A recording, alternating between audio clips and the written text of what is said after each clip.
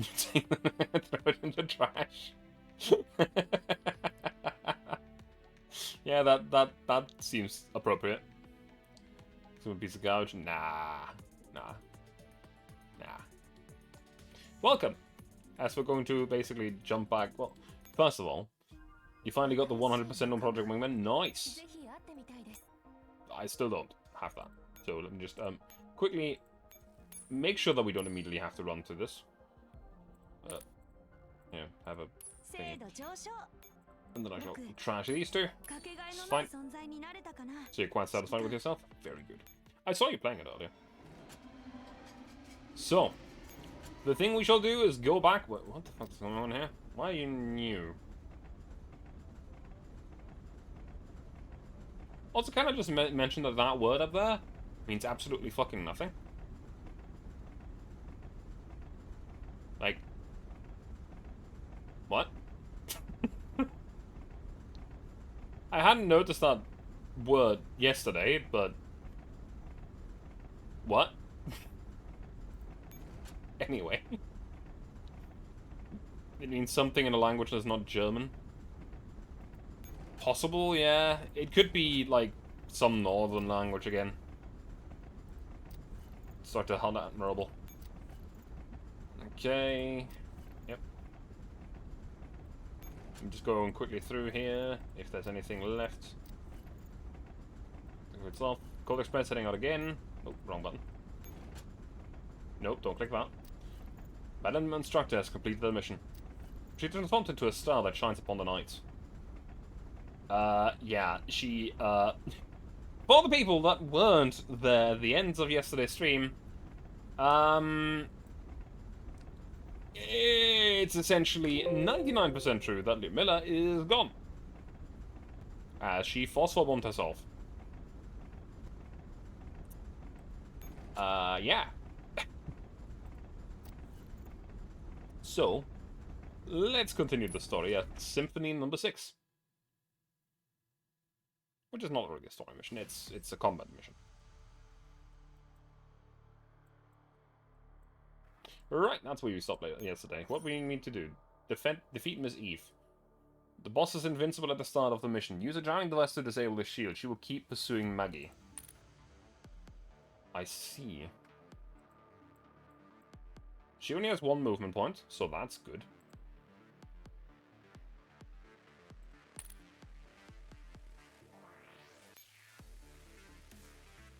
I just have to know how to use said jamming device. Is it that radar up there? 3? Oh yeah, right. It doesn't actually show me those moves. Do we have a heavy heliport? No, we don't.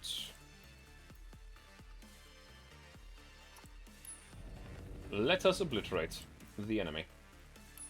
With absolute impunity. Miss Eve is protected by an invincible shield in the stage.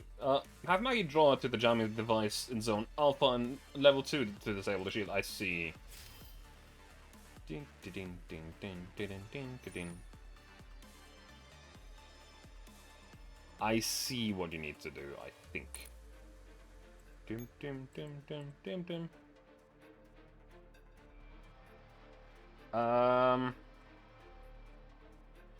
I'm not 100% sure. This is the multiplayer. Yeah, I noticed. The thing is that the enemies are all fairly weak. Like, it's only 11k. Which is fair, because I'm playing on the low difficulty, like on normal. The thing is, what I definitely 100% need to do is move Maggie far.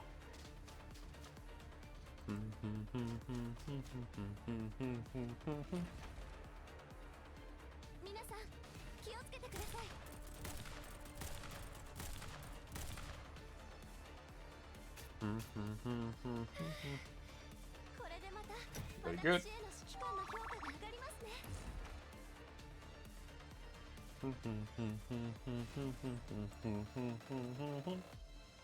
So the enemy will move 1, 2. Oh, Maggie actually gets some free moves as well. That's actually very nice.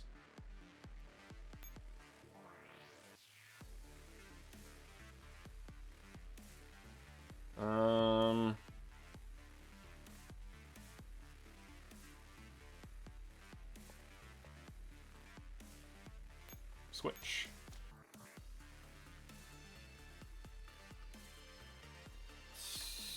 So, no, the switch is actually not a good idea.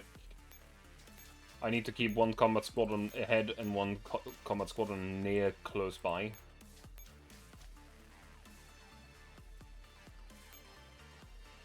I do need to move you at least one extra tile, because 1, 2, 3, that one is not good either. You need to be on that tile specifically.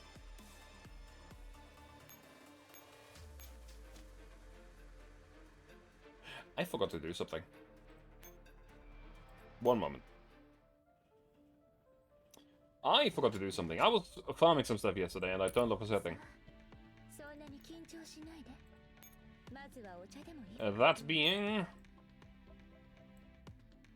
the auto resupply.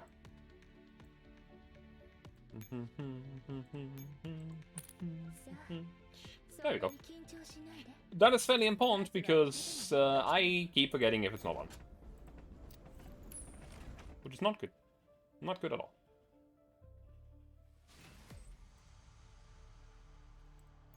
She needs to be on the red layer Strian to use Maggie's equip.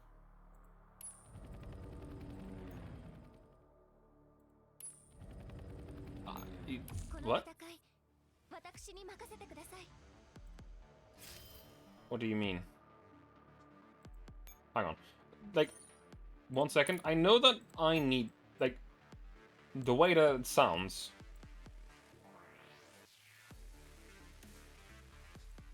Wait, what?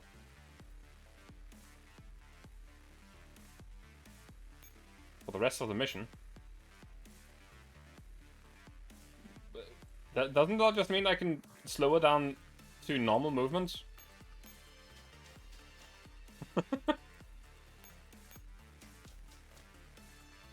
The way that this reads...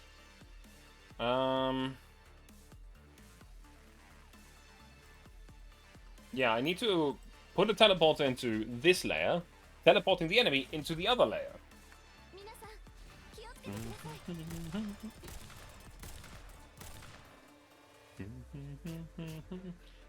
At least I think it can teleport the enemy.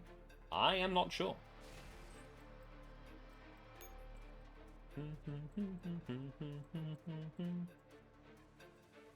If I go to the other layer... yep, that goes the exact other way around. So I am guessing... my guess 3 equips the reusable portal lines to slow and the equip that becomes active when the boss is in the right spot. I see. I know that much, Nitro. Like, it does say that I have to lure the enemy to the other area. I can place this wherever I want? In a certain radius around her? What the fuck? That's kind of busted. Well, cancel that for the moment.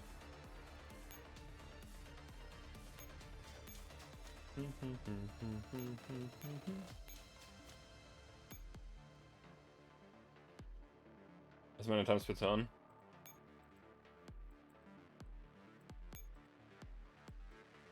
So I want a teleporter to be right there.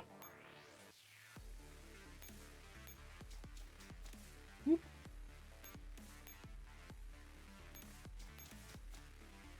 I'm gonna kill you. Should have maybe turned on the twin ferry, but oh well, it should be still okay.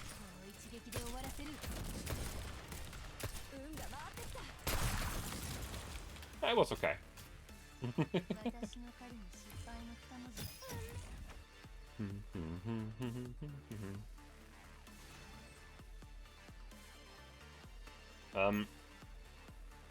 There you go.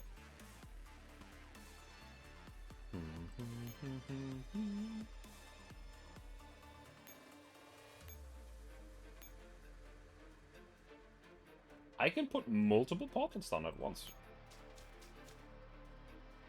Okay. I'm pretty certain that is 3 moves away from the enemy. Yes, it is. Though, as far as I'm aware, the enemy shouldn't be able to move 3 times anyway, so I think it's okay. Just quickly go to the Zone A, see if I missed anything. That enemy is triggered and will run into us, but that's fine.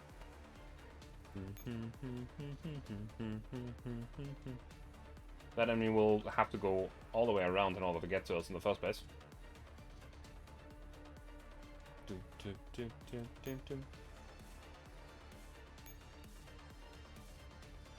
I'm gonna move you over here.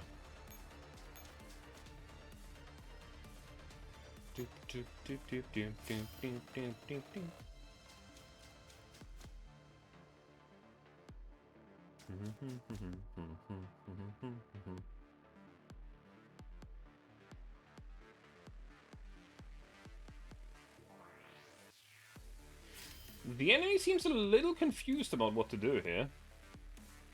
Because Maggie is not in the right dimension. Quote unquote.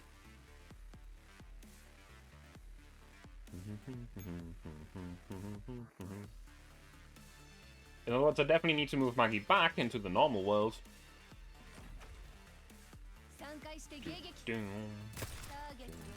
But will not follow anyone other than Maggie. I noticed. Oh, I know. The mission states that, specifically. I'm just surprised that it doesn't follow me into this map. Or rather, I don't know if the map even allows me to make them follow me into this. I think there's a unit right there already, right? Yes, there is. Hang on a minute. How does that work?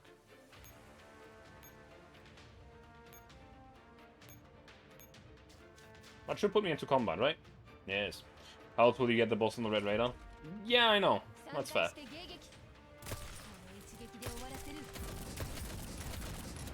Plop, plop, plop. They're all dead. Very good. NTW still doing work.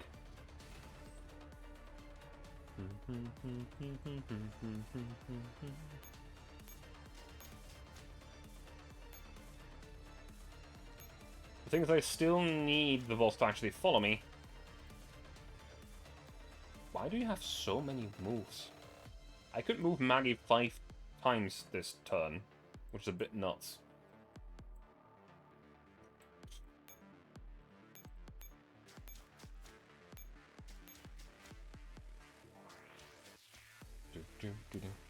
Don't actually know them, to be honest.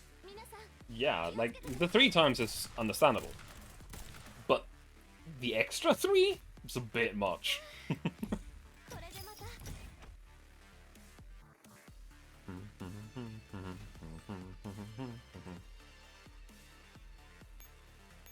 One and a 2. NTW squad should be able to just take these guys out with absolute impunity. And they're dead. Very good.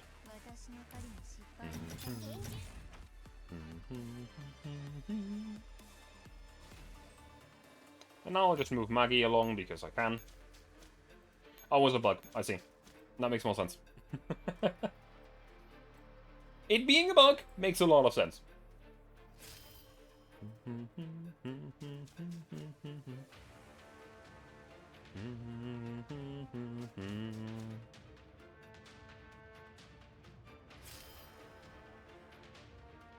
Okay. Considering that we need to stay in this area anyway.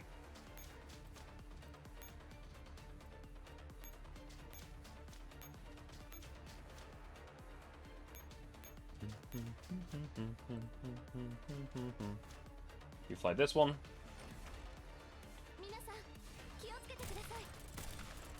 Okay. Didn't even get to use any of the skills, but that's fine, I guess.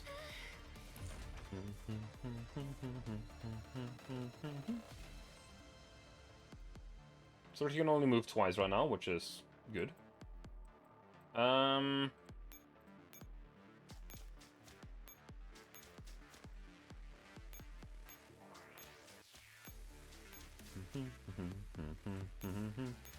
shit. Doesn't matter. Doesn't matter that much. Lightly annoying. Minorly annoying.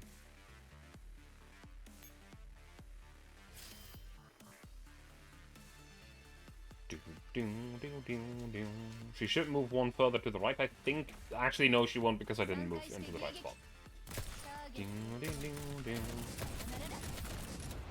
Bang, bang, bang. Very good. It's continuous shooting noises. So the only problem that I now have is the fact that this squad is out of ammo. Now the enemy still has units on this layer. But it's fine.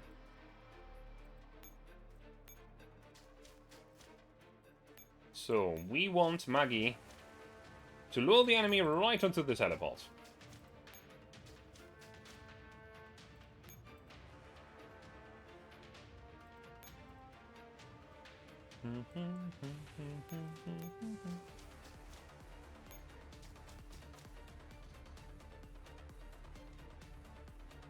One, two, 1, 2.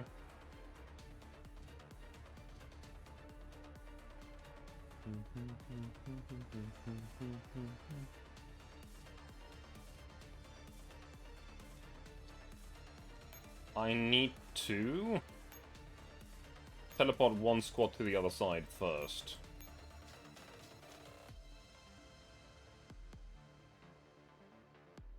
And have it not enter combat.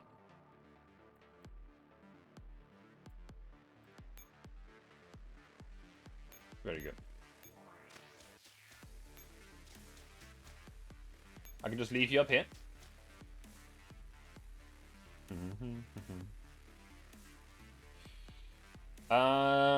I just realized I need to do one more thing here, because if it's 1, 2, 1, 2, I need to throw another bomb to make sure that the enemy does not.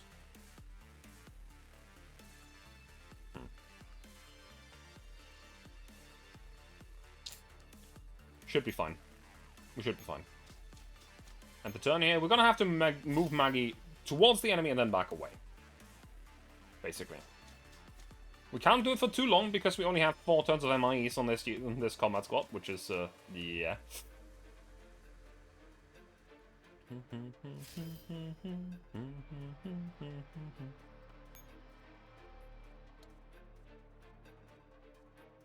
Can you put this thing right below your own feet? No, you can't. That's a problem.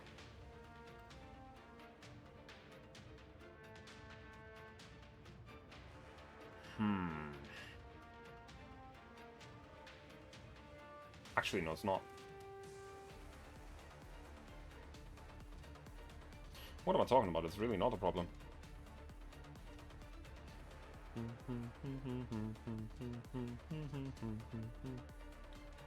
I need to move to the top right.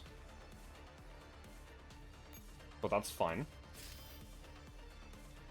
1, 2. Throw another neural cloud bomb. No. Throw a bomb. There we go.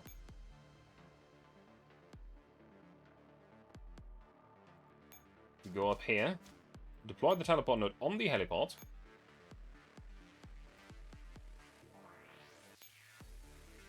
And I basically need to end the turn here, which I think should still be fine.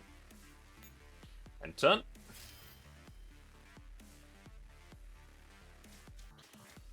No.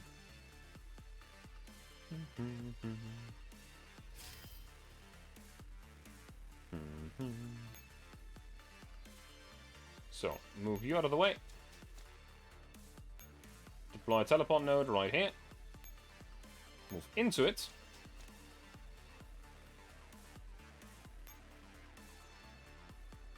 Jamming device.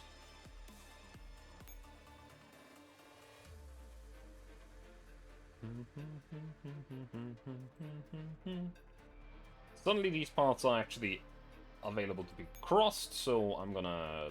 You know what? Turn on the ferry and fight her. Still don't know what you actually do in a fight, but let's figure that out. Never mind. She's dead. Also, that was very loud in comparison to basically every other noise in the game. That shooting was very loud.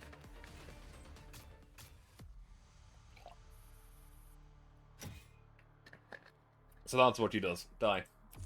Well, I mean, preferably, yeah. Preferably, yes. Fighting the training thing? I mean, I know that I'm fighting a low difficulty Nitro.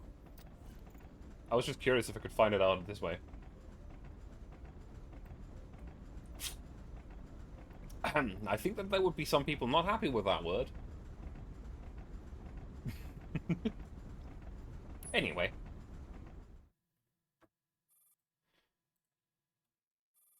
The buzzing purification system keeps running conscientiously. Is it bad? It's not really bad. Don't worry about it, Nitro. The people in the first-class carriage are all sleeping deeply, while Rosita, who just had a candy, is feeling unusually awake. All of a sudden, the door opens. She cannot see, but she can hear all the more clearly because of that. Who's that? Who opened the door? Is it the fighting spilling into this carriage? Someone's coming! She has a gun! The hooded doll slowly reveals herself as she steps out from the shadows. I just have to make one kill. Then we will all be saved. You're the doll from back then, Emma? Emma raises her weapon. You lot, on your feet. Since she is armed with a gun, nobody dares to disobey. As the passengers in carriage walk clamber to their feet, a figure huddled up in the corner becomes more conspicuous. It's Villanelle, who certainly doesn't have the name picked specifically to be villain, but female. The silver-haired girl is sitting languidly in the corner seat and is breathing evenly with her forehead pressed lightly against the wall. Irma tightens her grip on the gun and walks up to the silver-haired girl. The girl, who appears to be completely focused on running computations, does not react to Irma's approach. There are several rounds left in there. Aim for the head. As long as you fire from up close, you will hit the mark even if you're a terrible shot. What kind of a T-gun is this? A Colt Walker? The gun that I used to kill a human for the first time.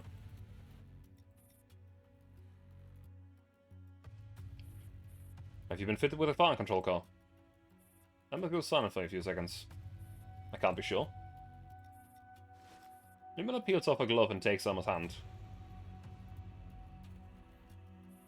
Your name is also the name of this gun. Irma Machine Pistol. Irma EMP. Irma presses the muzzle of the gun against Terrace's forehead. Just end it. End it all. Irma rests her finger on the trigger. Bang.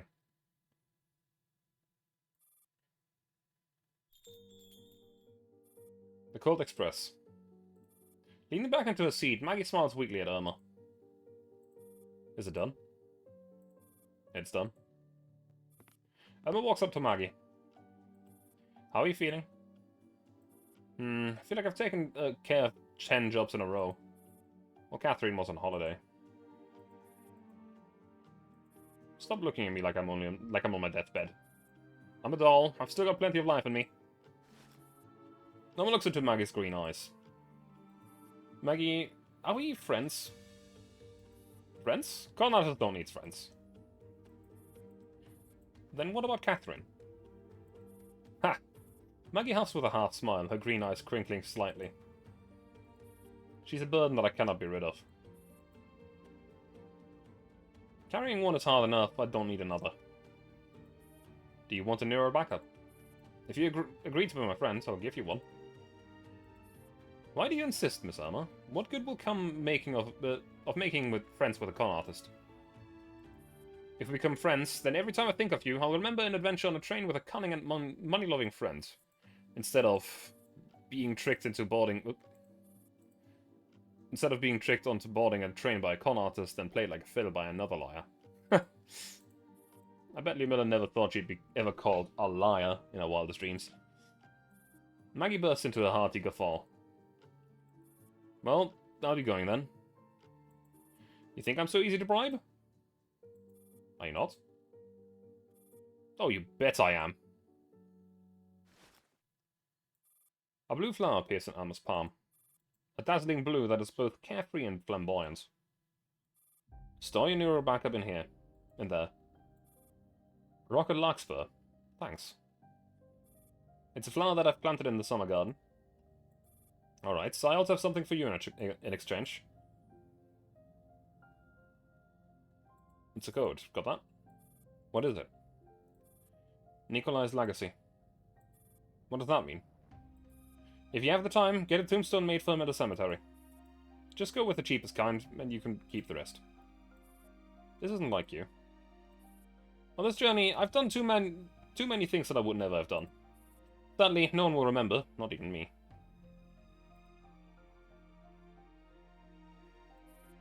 So this is what death feels like. Maggie's body crumples and starts sliding down the wall. I mold her gently in her arms with tears streaming down her face. On board the disintegrating Cold Express, Irma unfolds Maggie in a tight embrace. I will remember. Owner of the key rocket Larkspur. She falls. She sinks to the bottom of the ocean. To the depths of the world. What is it, Nitro?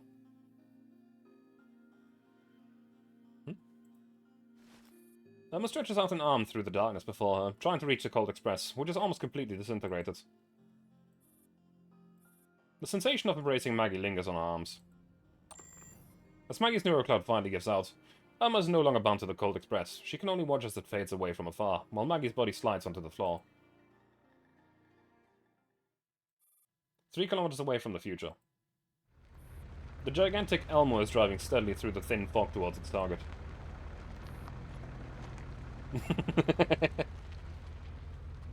Commander, reception has been restored. We've reached the designated location, and as part of the plan, we're going to leave the Elmo and head where the future has stopped on foot. Copy that. Stay safe. There are active targets in the area. We will stay on alert. Rescue any humans first, then render aid to the injured dolls. If you encounter any hostilities, you have my permission to retaliate. Understood? Yes, Commander. The Elmo slowly pulls up on the roadside. A small squad disembarks from the MBV and proceeds to the train tracks in orderly fashion. From where they are, they can just about make a silhouette of the Intercontinental Railway train, a great metal beast that has fallen. Well. Overture. I have the feeling we're getting to the end here.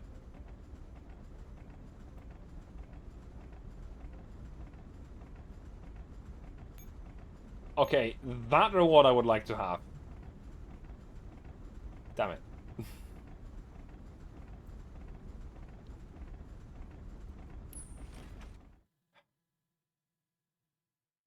What was the last common mission? Mission is bugged. One moment. However, there's much more to read. Oh, I believe you. There we go.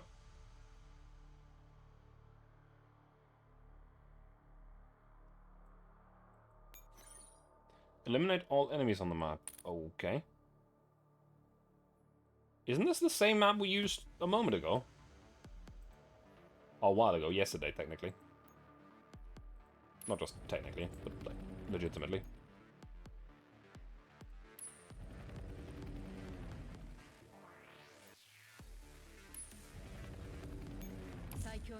Forgot about this one. Yeah, enjoy. So it should be fine. Fuck this map. We'll see. I need to turn off combat on Fairy Auto. This is gonna be fine. Probably. Maybe not.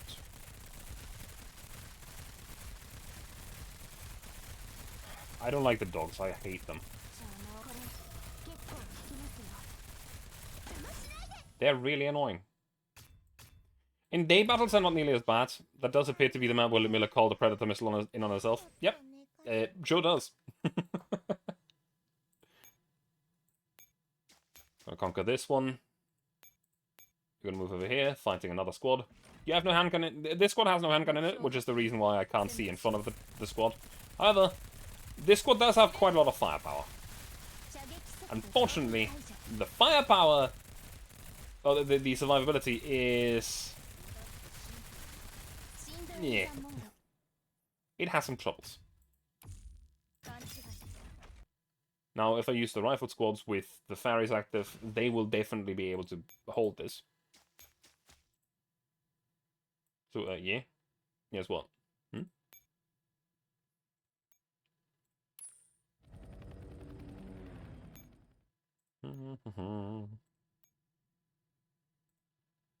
You know what? Let's call him the busted one.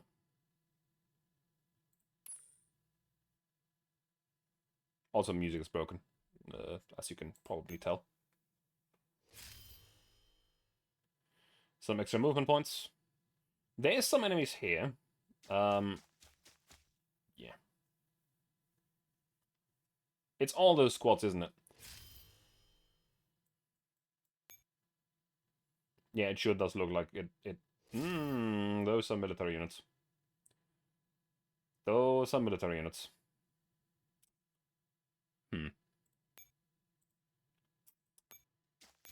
Hmm.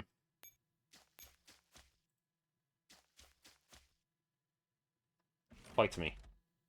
あなたに死を届けに参りました。ほう、生ゴミにもプライドがあるのですか？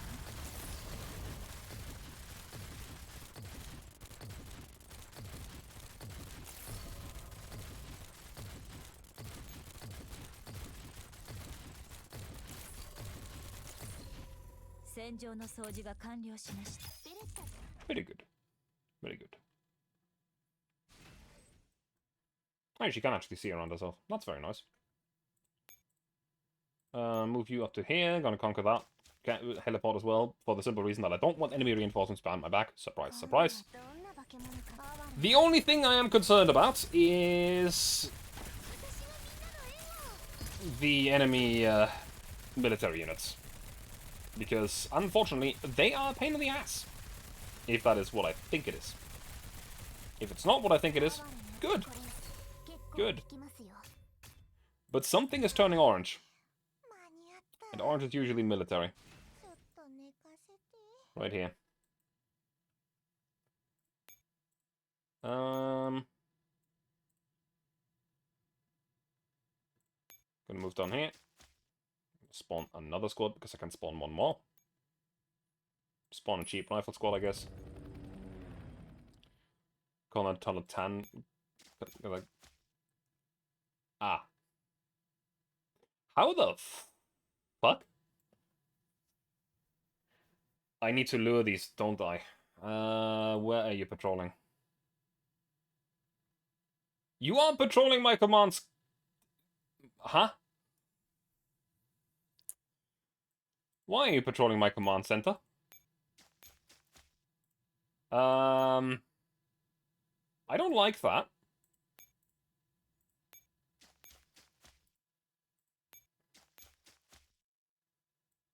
Let's see. I still don't like it.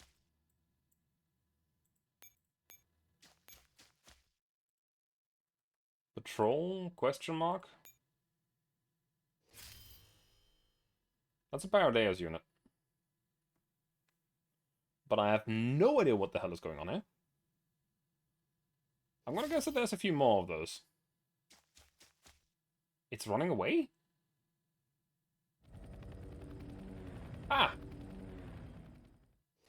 Friend echelons. Commander, we've reached the target location. I've sent you the enemy's information and coordinates. We just encountered and neutralized a small detachment of Hydras. However, we may have alerted the enemy to our presence. Judging by the fireworks going on in the distance, the situation on board the train must be extremely dire. We need to reach the train as soon as possible. Please guide us on our way. I see that Hydra is just gone now. Do I get to spawn? Probably not, because it's counted as a squad, but it would be nice if I could. In fact, it would be actually a lot more helpful than the weak rifle squad that I spawned. Which is right here. So, you go. We bring in the big guns. Also, let me do one thing here. Without music, doing a long map like that is painful. Zoom battle. Hydrons.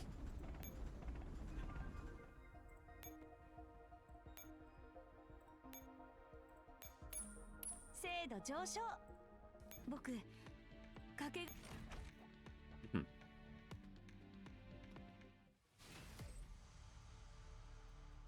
That's the map. Very good. But hey, the fact that the Hydra is gone is very good for us. For various reasons. Go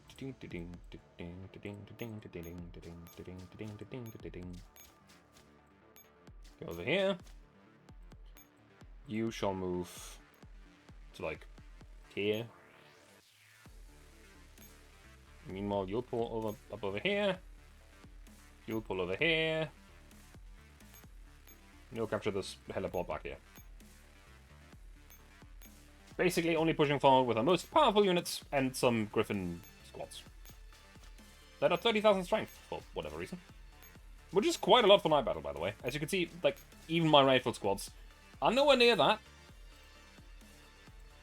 They're 26,000 and 31,000. Okay, it is near that. Commander has done it again. A genius tactical move, instantly wiping out a team of Hydras. What do you mean they just vanished? Clearly, we destroyed them. I mean, they... In law, I'm pretty sure that they destroyed them. The thing is that we're oh, that was apparently all the enemies. Okay.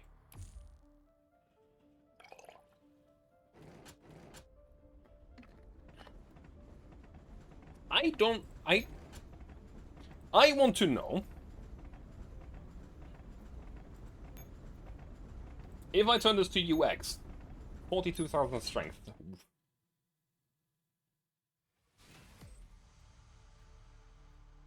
The main thing I want to see right now is how strong are the enemies.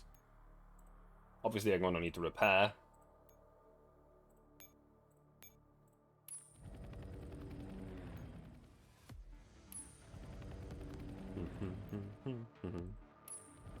Because I do want that reward.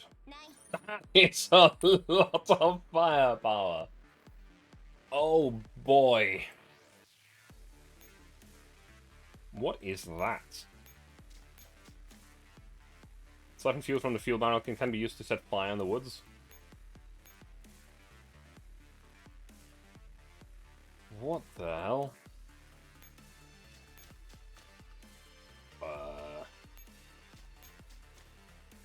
There's the patrolling Hydra. Aspen. Yeah. Sure looks like it. I'm gonna guess that these units are essentially just death. I'm gonna try it out, but I'm guessing that this is just death if you don't know how to take them on.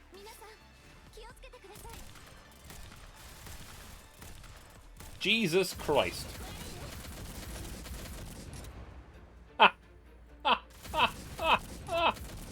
They do not give a shit.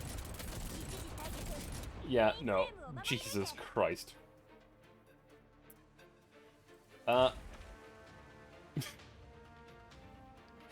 Let's not do that. I'm gonna, like, if I want to do this for the map reward, which I am considering because it's a furniture piece, and it's a unique furniture piece belonging to the campaign. Is there another Oh no, wait, this is on Nightmare, right? I'm gonna quickly repair. Teehee. I could just use this button. One-click repair. Very good. Also, let me just do something else, you know? Just quickly gonna... There we go. Very good. And then you're gonna go into skill training. Yep. That was important. Anyway, I don't know why you are constantly marked as new, but hey. Let's continue, and the G-string.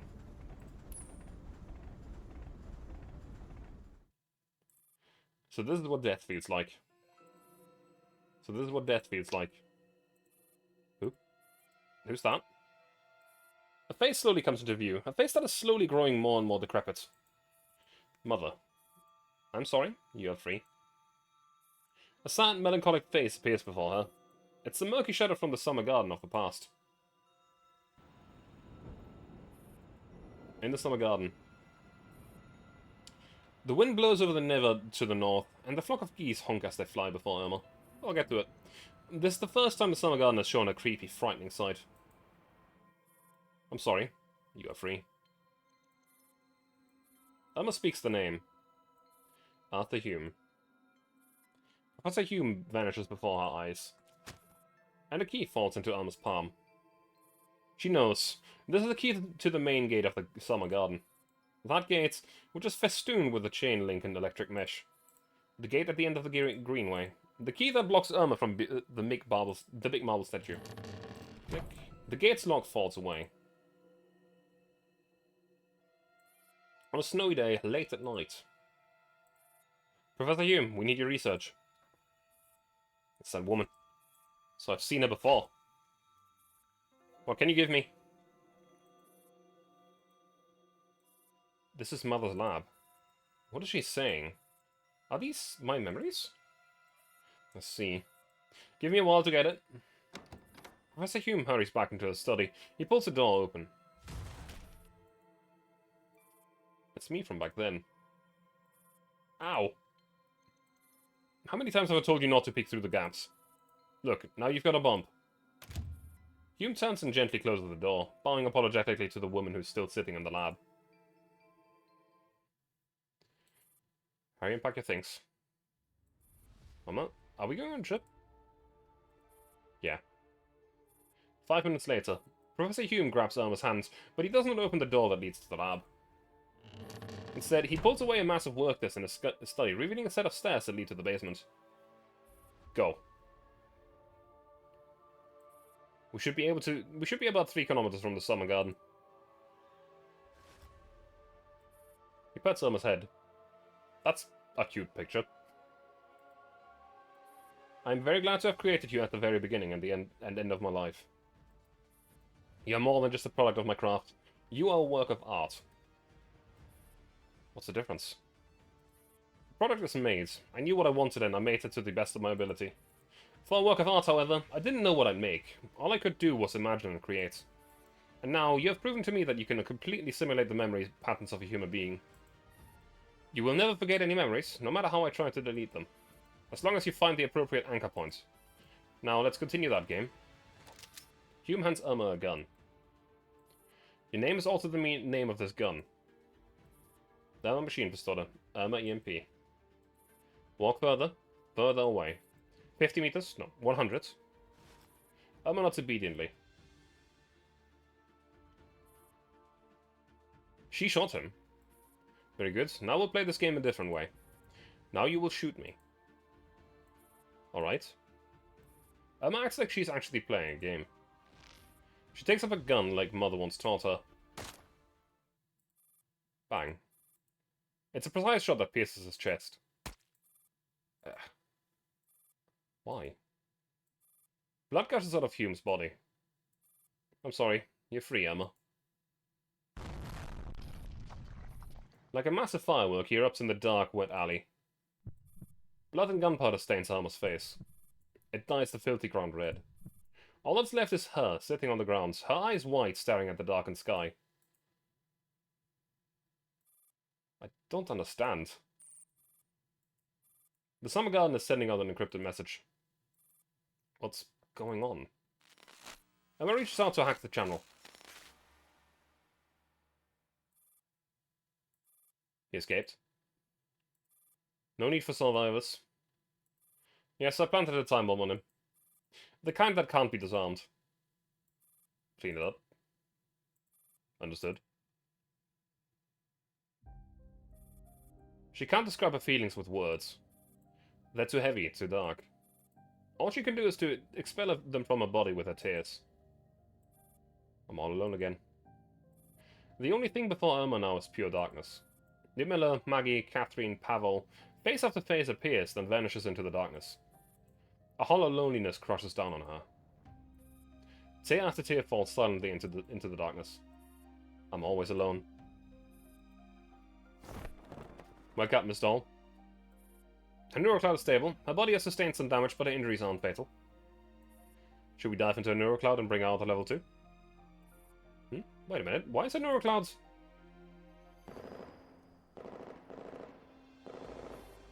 Hey, look! It's the image from the loading screen. Scattered gunfire comes from the distance, as if to declare that the battle is wrapping up. Hello, miss. I'm Lee Enfield of Griffin PMC. We're on a mission to rescue and support the passengers and crew of the Intercontinental Railway train.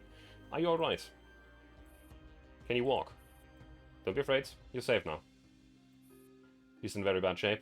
We need to run a diagnostic on her. What's the answer from the default screen? Yeah. Yeah, I'll leave it to you.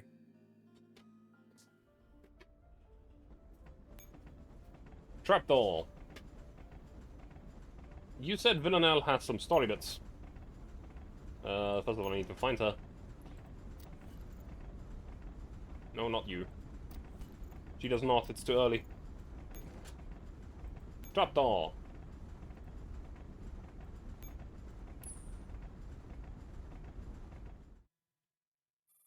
In the summer garden.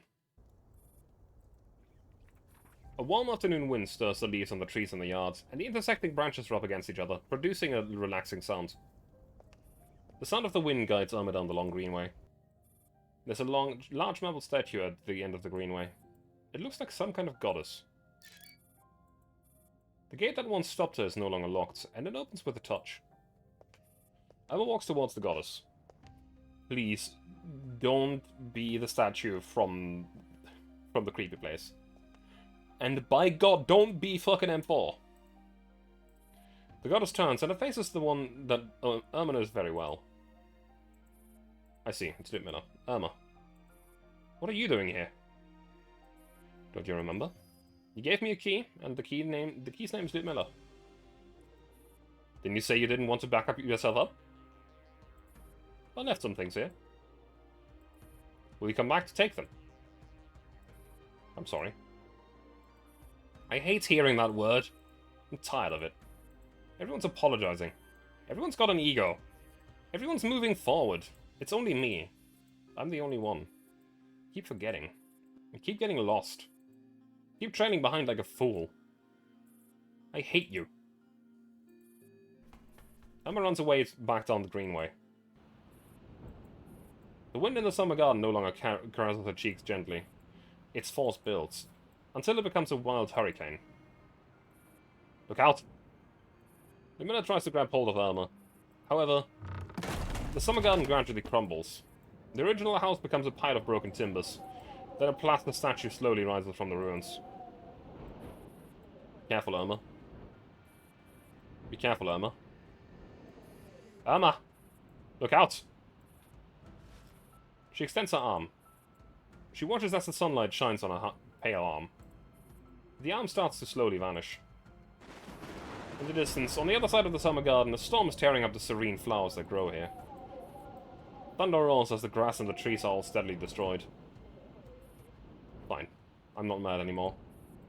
I don't hate you. I just hate myself. I hate how I keep forgetting you. The summer garden is closed. No matter how many years pass, no matter how time flies, no matter what destiny is in store for me, I will find this place again. I will remember you all again.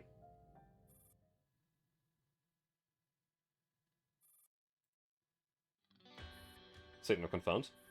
This is the Pioneer team from Elmo. We found and neutralized the Knights of Unknown model. The rescue party sent by the German authorities will also be there soon. Tally up the numbers of civilian survivors and prepare to hand them over. You can return after that. Understood. Colonel Gate hangs up and turns to look at her companion. Lee? Lee actually bends down, putting herself level with the girl before her. You are... I am Irma. Please take me to Griffin. Lee Enfield and Car 98K exchange looks. Did something happen? I don't remember. What made me say that? Are you willing to come to Griffin with us then? Yes. Irma takes Lee's hand. She follows the two outside him and emerges from the train. By now, the forest outside has stopped burning. The sun rising on the horizon lights the way forward. Just then, she seems to remember something and mutters to herself. I feel like I've forgotten something very important. At the temporary command post in Berlin, Germany. The commander ends the transmission and turns off the screen in front of them. Then they then swivel around.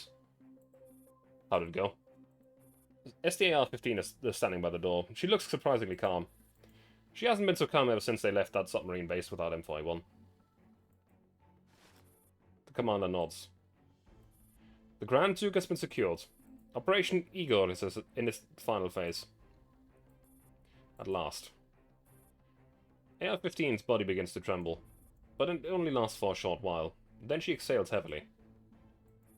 I'll go prepare.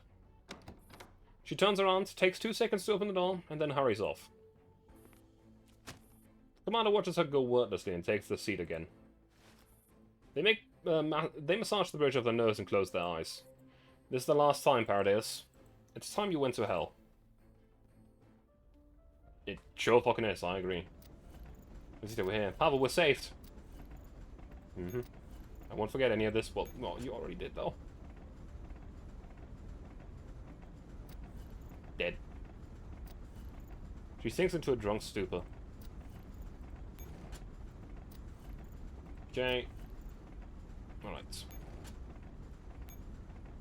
Hanging screen. Hey, look! It's the True Core mask. The final end of the end of the event. Breaking news. The Ian so-and-so train that went missing on the Red Zone has earlier been confirmed to have crashed on the German territory near the Soviet-German border. The authorities have immediately dispatched the rescue party to the scene to provide disaster relief. Sources say that the gangland firefight which broke out in the second-class carriages and of the train while it was in transit could be the cause of the derailment. Traffic restrictions will be lifted in 2 hours' time. Please stay apprised of the latest updates. According to an analysis of the site footage, this is the most serious accident in the 20 years of the Siberian Lifeline has been operating, involving over 300 people. Our reporters will provide coverage live from the scene shortly afterwards. Welcome to the Voice of Berlin. I'm your host, Shadowless, bringing you urgent news. The EN 41413M intercontinental train Future that met with an accident last night is now out of danger thanks to the help from the local police. Rescuers say that a large quantity of Soviet military equipment was left behind at the scene, which has fueled suspicions for the Soviets' involvement in the incident. Additionally, according to the Railway Authority, the damage to the rails is severe and it's unclear as to when the Moscow-Paris line will be restored. This is just in. The explosion on the Warsaw-Poznan stretch of the Siberian Lifeline has been verified by local police as a terrorist attack.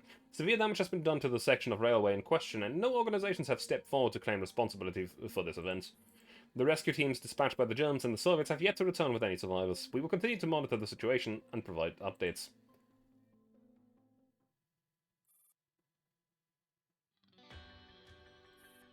Outside the ruined carriages of the intercontinental train Future. With light borrowed from Lady Luck, Prometheus ushers in the dawn and finally dispels the long night. As the sun's red rays fill the sky, the muddy ground slowly dries. All traces of the chilly autumn rain from the night are nowhere to be found.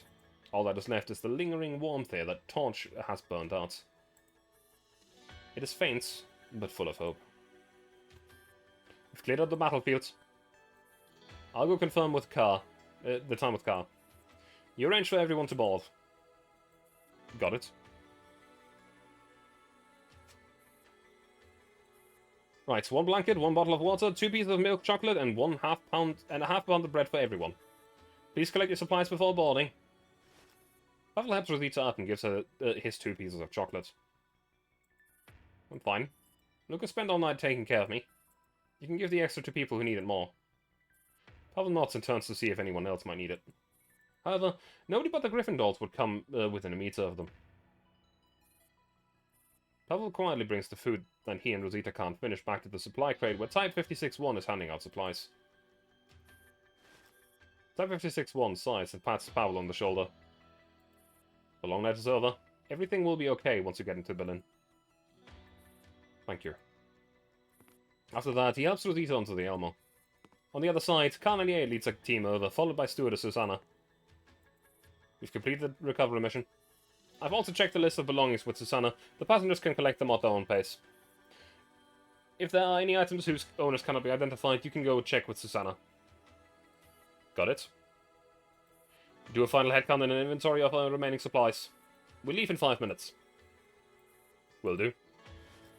Type 56-1 signals for Desert Eagle to come over. Go search the carriage one last time. Then prepare to head back. Understood. Lucas has been watching from a distance. He talks to Dr. Rugosa, who's bent over looking for something. Doctor, it's time to go. Dr. Rugosa adjusts his glasses. Never mind. Dr. Rugosa and Lucas walk hand in hand toward the Elmo.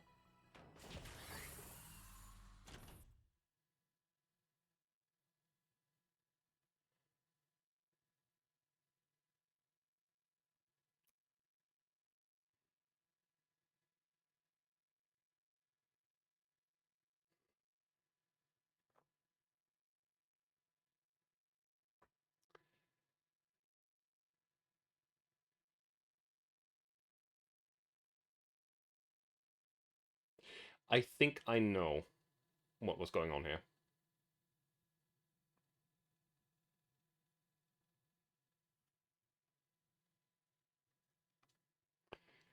I'm pretty sure that the Doctor was just looking for the cars that have been stolen by the military. I don't know exactly which guns they belong to, but AK-12 is a very valid contender for them because she's not back yet, and I know that she died. Well, died as in, got destroyed. If you recover the car, obviously you can rebuild the gun, which is why A94 and AK-15 are back alive. Unless, of course, there's some extra stuff to it. But, yeah. Doctor, this is the message log. Thank you. After writing his name on the book, Dr. Rugosa's keen eyes quickly sweep over the open crates nearby. A smudged wristwatch is buried amidst a pile of guns, tank wreckage, and dented suitcases. It's like a chunk of gold hidden in sand. Doctor? Oh, he was looking for Lynn Miller's watch. That belonged to a former friend of mine. Could I see it? Of course. If you're certain that it belonged to the deceased, then you can write down how you'd like to dispose of it. Thank you all. After thanking them again, Dr. Rugosa slowly picks up the wristwatch. He can't bear to see it so dirty and wipes it carefully with the cloth he used for his glasses. Pain always lasts so long, like a snail diligently crawling forward.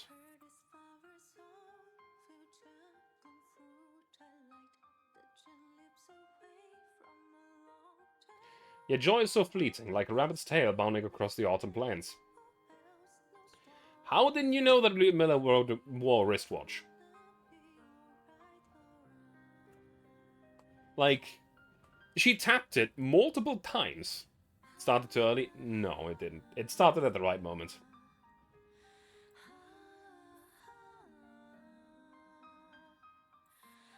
Longitudinal strain. End. Earliest flow of the future. Oh, I see. That's the lyrics. I think.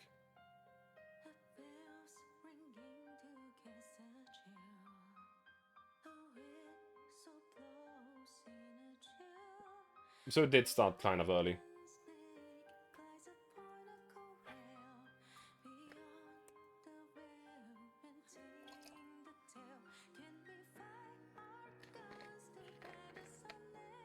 Ah. Well.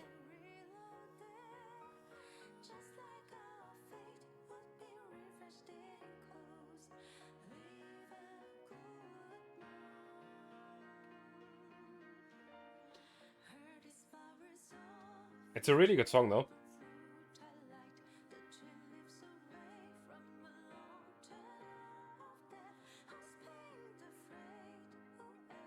Ahem.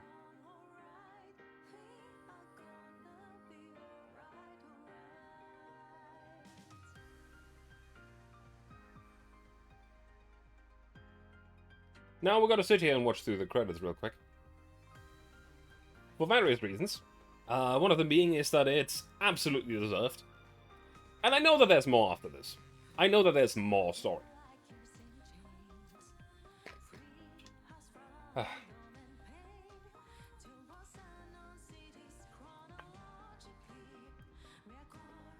Can I endorse the grandma again?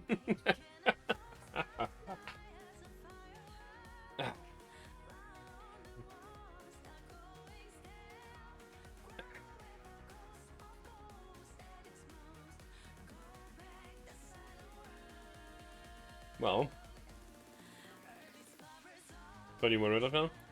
I'm pretty sure she'll be back in some of it. Like, not necessarily her, but the art.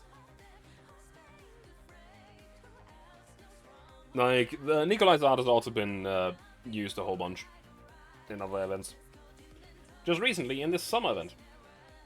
That I didn't stream because it was, like, side story stuff. But it was fun.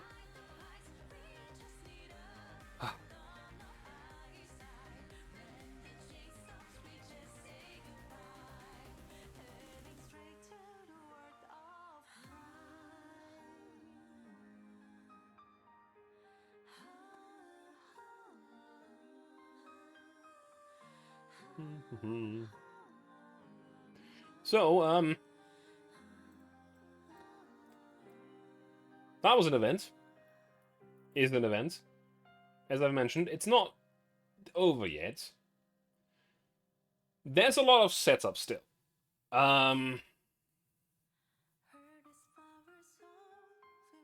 But yeah. At the moment, I'm still waiting for what's coming next. Like, nothing has been resolved. It's just more base work, basically. Thank you for your time.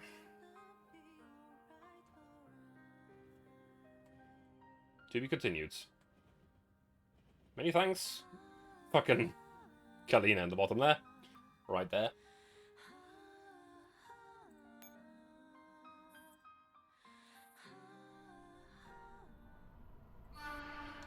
In the small hours, Berlin Central Station, Germany. A train has just pulled into the station. As the train doors open, the busy passengers boil out of in a clamorous tide that gushes out of the station like a flood. Hang on a minute!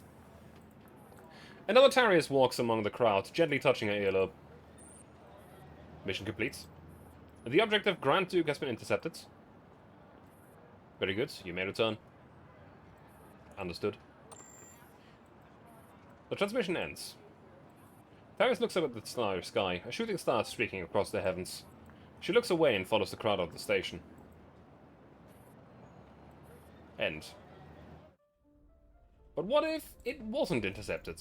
But what if it was?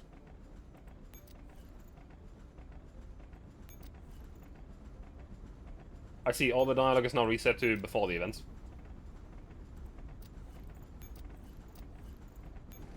And there's more dialogue. She keeps staring vacantly out of the window like a soulless puppet. However, first of all... Oh. Watch through the entire end credits of Longitudonal Strian. So, Nitro, did you get this reward, I wonder?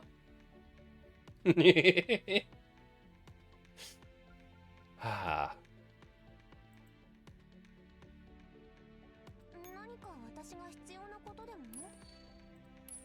Yes, of course. I see, I see. Let me just accept these. And more importantly, let me go. No, that's the wrong button. We have a bunch of things to open. Now, obviously, we're going to continue a bit more, and I don't know if we'll finish everything today, but we have 800 boxes that we can open. So, I'm just going to click this button a bunch of times while I collect my thoughts, and I got Cars uniform display. That's nice. So, for now, I don't really have much of an opinion here. It's a good event, it's a good story, and it adds to what's already there. There's a whole bunch of reinforcement of information that is already out there, and there's a few little pieces that are getting introduced to it as well. Now, there isn't too much about the current events of the previous events, which is a weird way of saying things, but hey, it is what it is. But yeah, there isn't really that much I can say about things at the moment. I like the way that the story was written and told, and it was very enjoyable. Some maps were slightly a pain in the ass. But yeah. Also, most of these rewards I don't actually really benefit from. And I do know that I will get AI-18, which is, as you can see, Luke Miller. Also, Nitro, for you, as a person who hasn't played the previous events necessarily, I think a bunch of the information is very helpful. As a person, for me, as for me, the information is there, and I appreciate it very much, because it's a lot of things where it's like, you get a tiny little hint about what is going on. I should have looked at what I just got there. It was furniture, though. Gateway to the West. Neat. It is a lot of it when... It is, but a lot of it went over your head because it's, you don't know what you were looking for. Also, I just got New Miller. But we haven't even hit the 777 yet, so I'm gonna get out again. The thing is that there's a lot of little things like Idon, for example, the cure to Elite, being given to someone and in actuality, it's not a cure. It's essentially a poison instead. Which is something that you don't necessarily know. You haven't encountered Elite yet, so I don't know. You have, probably. It's just... If you've encountered the weird-ass zombies in this game, you've encountered Elites. Those are Elites. The thing is, I don't know if you have, so there's that. Another uniform stand. Seems like we only got one doll here. There's another AI-18. You haven't? I don't know. Again, entirely possible. So yeah, we got two AI-18s. That's nice. It's also full. Also, a lot of resources.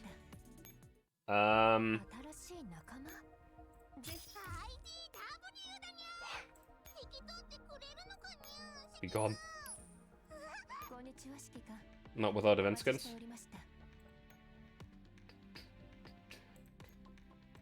We'll just quickly do something here, which is go to 5-star assault rifle. It should be down here somewhere, A18, and just level it up a little bit.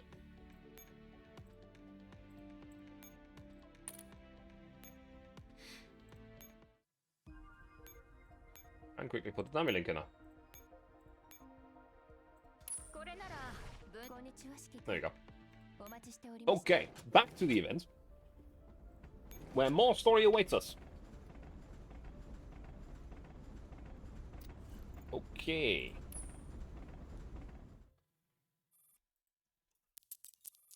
Decrypting files, so-and-so. Okay, more decrypting files, more decrypting files.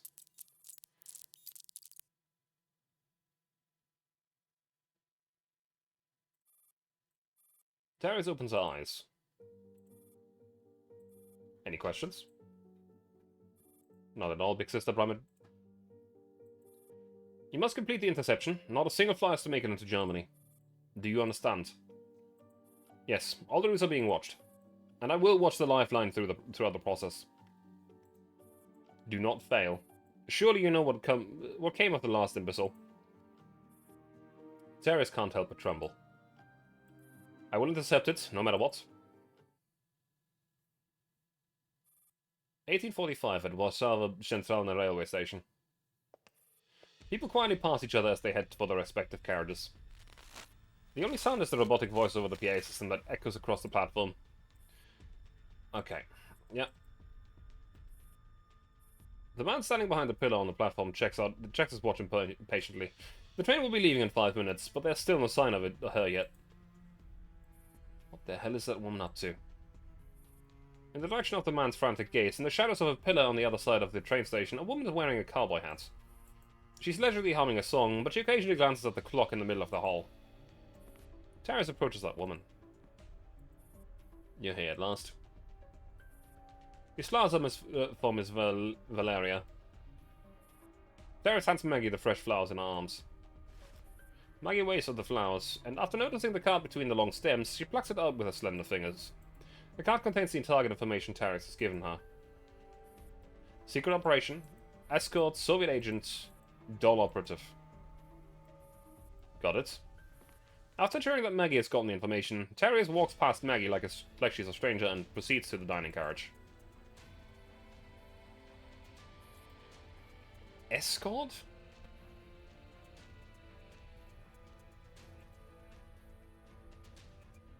Hang on a minute.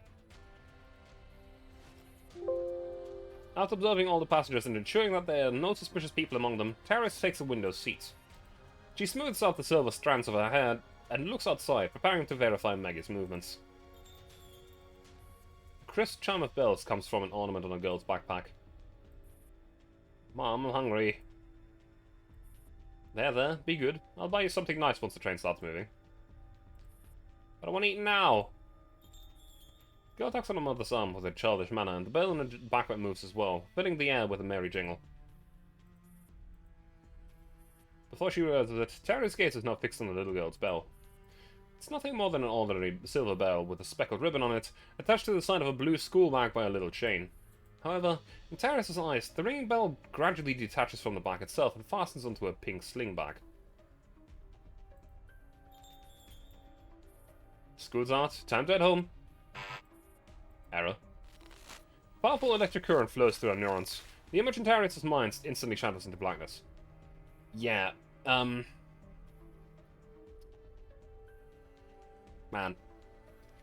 Knight doesn't want no hell of a thing. The girl sits down at her seat, but Terrius continues staring into thin air. Several seconds later, she raises her head again and looks outside.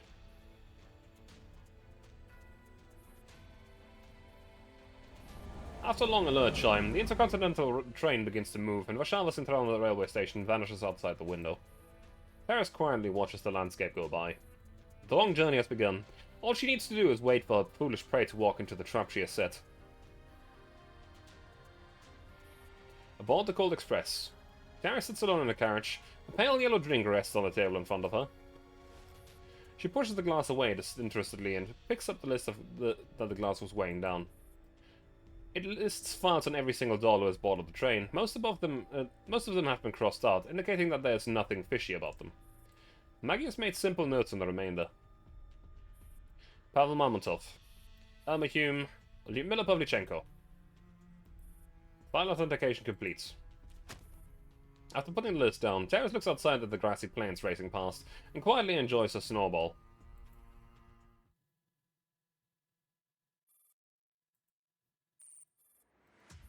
Terrius receives a message. Military chopper shot down in Kaliningrad airspace. That's one option down. 1930, okay.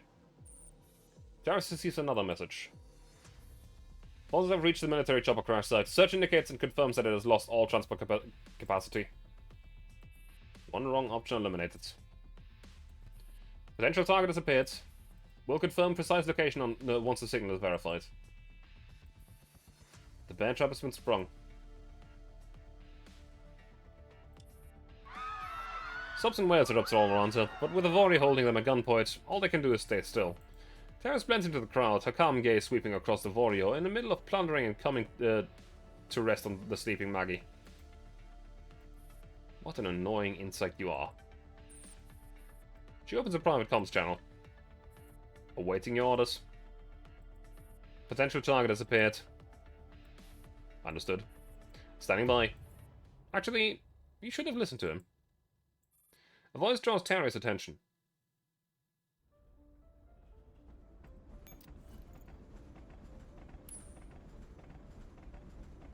Okay.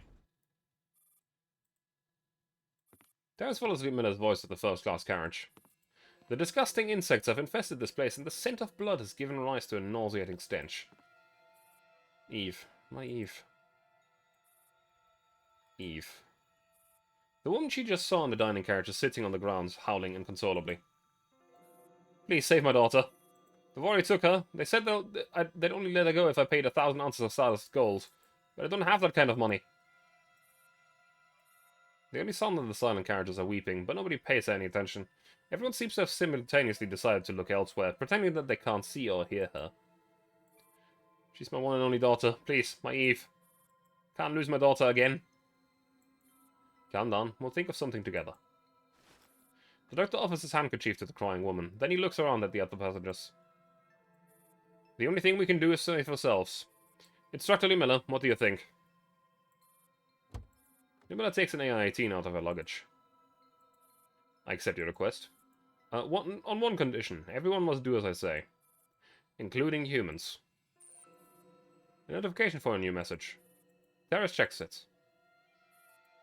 Armored convoy detected escorting objective near red zone at Lviv. Firefight ensued. Armored convoy eliminated. Good, that's another option down. After eliminating those two options, let's see if the target on the train was the right choice or the wrong choice. Terrace retreats from the noisy crowd and uses a code to open a blank channel. Prepare to intercept. After sending the messages, Terrace clears a message lock and deletes the channel. An enhanced signal circuit is hailing all dolls on the train. Who would have this kind of technical capability other than Paradeus? She follows the connection and tries to enter the other person's neural clouds. Error. However, she cannot do it. It's like inserting a game cartridge into the wrong console. A system I've never encountered before that isn't in Paradeus' database. I should record this and report it. Irma Hume. A hand lightly pats her arm. Miss, please take shelter with us in the VIP class carriage. The dolls are about to open the door to the dining carriage and the Vori will rush in. Please come with us. Okay. Terrace nods indifferently and enters the VIP class carriage. A new message from the special channel reaches her. Interception volley fired. Terrace stands outside the window and begins a mental countdown. 3, 2, 1. Kaboom. The future has been successfully stopped. Command AS has been sent. ELT alteration complete.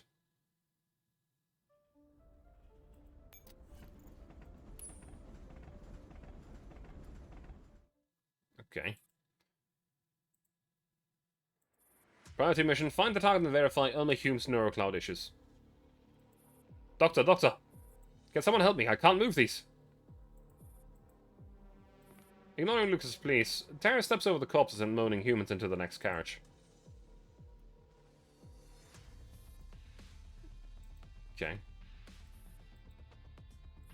The first thing she notices amidst the chaos is that the bright blue school bag from before, the bell ornament is still attached to its side. Its owner, however, it's not as fortunate. The girl that the weeping woman called Eve lies lifelessly in the aisle, her clear eyes staring at the ceiling. Not finding her objective here, Terrace continues to turn... Terrace turns to continue in a search. Her foot hooks the corner of the back and the bell rings quietly. Pink sling bag, with the bell ringing non-stop. School's out, time to head home. Error. Another powerful electric current erupts in her head. The penalty this time is exceptionally severe. Terrace's entire virtual cognition image goes dark and feels as if she's been cast into an abyss.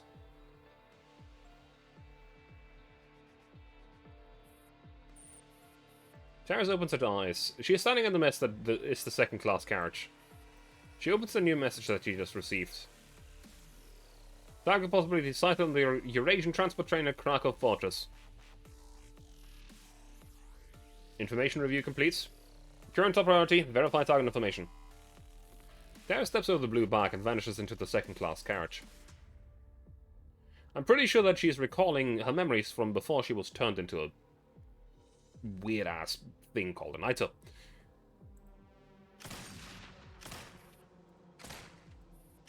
The sounds of gunfire fill the air outside the train. Through the windows, Terrace can see military forces opening fire at the crowd in front of them. After quickly reorganizing themselves, several squads approach the train. Not yet. They came too early. Terrace opens the blank channel again. Maintain the lockdown. Stand by for instructions. Several seconds later, the troops stop moving. Terrace clears the channel again and moves on to the next carriage.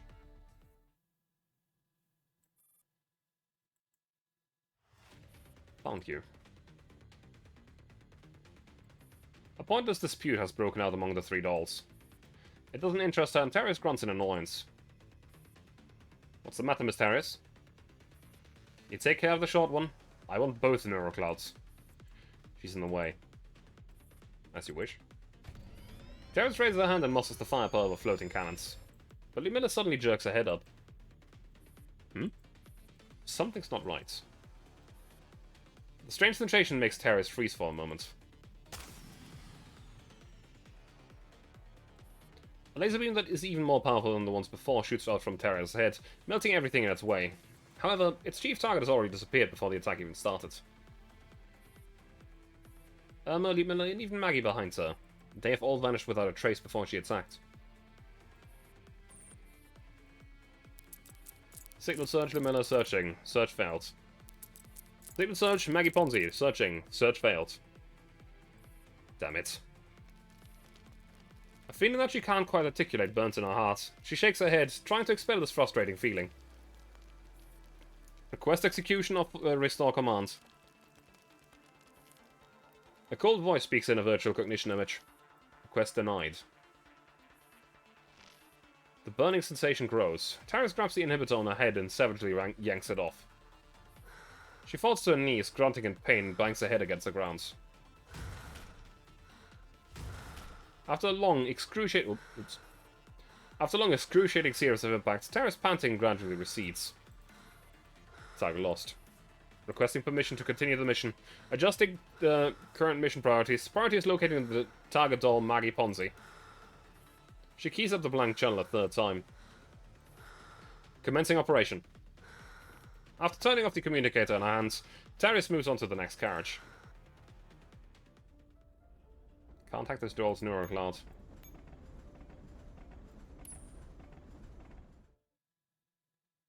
Right. Over 10 minutes have passed by the time Taris regains consciousness. I can't waste any more time on these insignificant insects. Flashbang? Yep, essentially. Lumilla's location remains unknown. The burning sensation in her heart is harder and harder to endure. She opens a blank channel to issue orders to the troops outside the train. Sweep and clear the entire train from head to tail. Leave no survivors. I don't believe you'll elude me, Lumilla. Taris begins the second round of searching. Taris stands by the side of the train car, watching Lumilla from far away. For a moment, she has no idea what she should do, but she is still heading toward Lumilla. A loud whoosh of displaced air swoops through the sky overhead. Taris can tell that it's a Ruslan too. It skims over Lumilla's head, like a faithful knight protecting its princess, swinging its sword and dropping balls of fire on the enemy troops blocking her path. Intercept the target. The blank channel is a write-off. Our troops have been consumed by the bombardment as if they had never existed. Lumilla's signal also vanished in the sea of flames. Verified. Escort target has been neutralized. Taris coldly announces the end of the mission.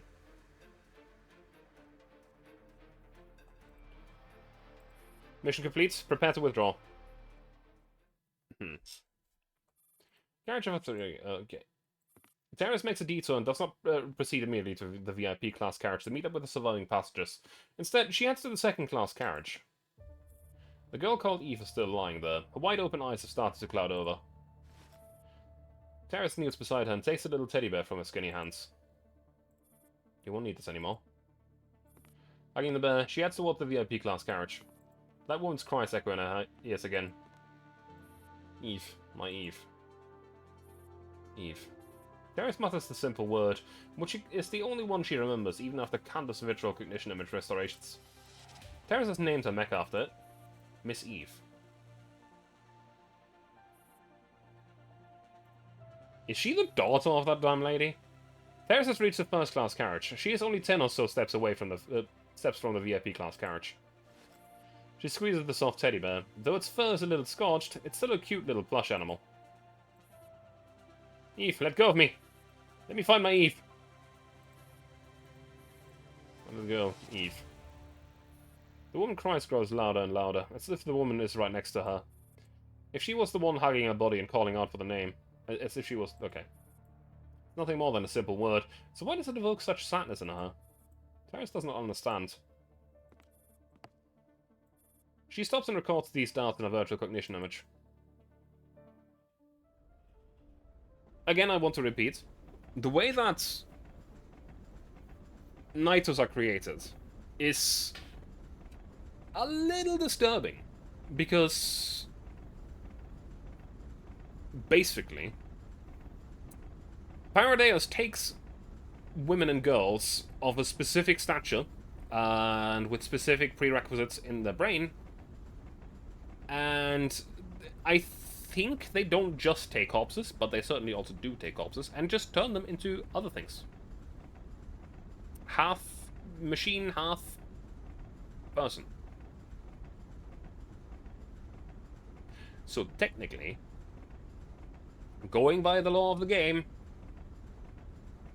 I wonder who else might be a Naito.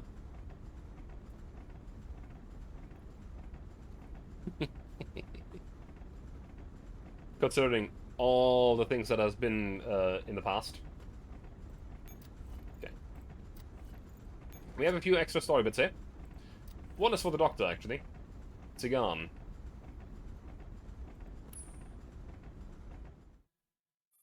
Several decades ago, in Germany, inside a certain central city in the Yellow Zone. At the end of an alley in the slums, an old door creaks loudly as it opens, shedding warm light into the dark night outside. A woman in a ragged cloak hugs a child as she leaves the clinic, turning back frequently to give thanks. Thank you, Dr. Ragosa. We'll never forget your kindness. You're welcome. Dr. Ragosa sighs quietly and closes the door to the clinic. Inside the clinic, Dr. Ragosa collapses into his armchair. He reaches out to his mug to find that the water at the bottom has long since dried up. Mrs. Ragosa emerges from inside the door with a stack of clean bandages. How's your patient?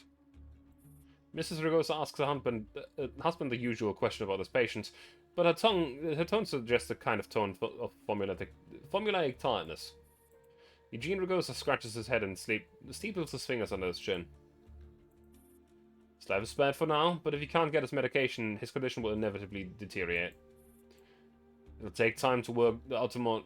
I'll take some time out tomorrow to look for some. Mr. Ragosa puts down the bandages and silently takes the coffee mug from Dr. Ragosa before cleaning it with an apron. What's wrong? Our savings have almost dried up completely. If we spend the rest of our money on medicine for our patients, we won't have enough to afford bread next week. His wife's words suddenly send Eugene Ragosa into a deep depression. Several years ago, he left the Green Zone with the aspiration of thoroughly eradicating elite infection, and came here to treat the people of the Yellow Zone practically at his own expense. These are all depressing. Yeah, I'm guessing. As I said, the thing about Tarius is the fact that she's probably recalling her own memories from before she was a Naito. Before she was killed, chopped up, and enhanced with machinery. Quote-unquote enhanced. Probably also tortured. Yeah.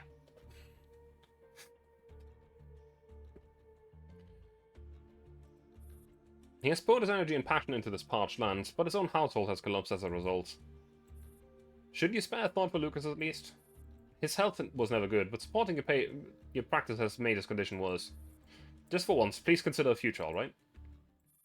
The candle flame flickers light Dr. Ragosa's wavering heart. After a long silence, Dr. Ragosa makes up his mind. Well, we know what he did.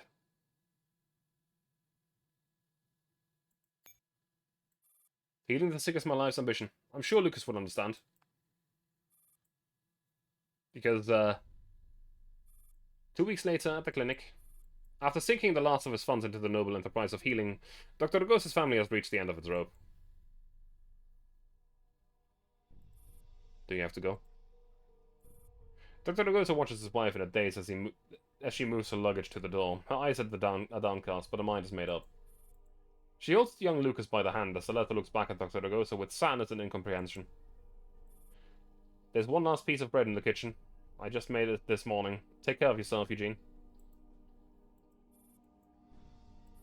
Dr. Ragosa bids her farewell in silence.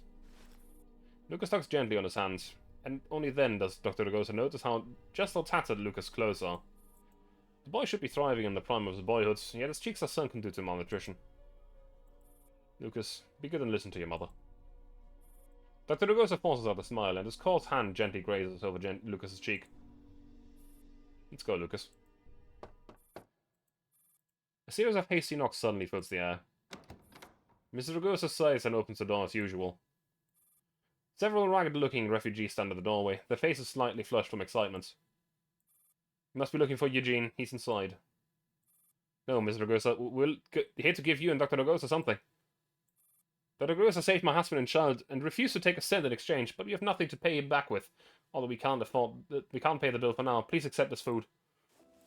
The refugees take out the basket from behind them, all filled to the brim with various kinds of food. Potatoes, vegetables, milk. The sentiment they contain is weightier than gold itself. Oh, Mr. Rugosa, Bullock is looking so weak. Has he been eating well? He needs more meat. I've got some dried sausages here. Please, don't be shy. Mr. Rugosa watches in surprise as the refugees rush to heap on the food, on the clinic's dining table. These people, who were once groaning on the operating table, now stand before her, healthy and full of life. Mr. Rugosa's eyes suddenly fill with warm tears. Dr. Rugosa places a hand on her shoulder. As their eyes meet, their faith in each other is rekindled.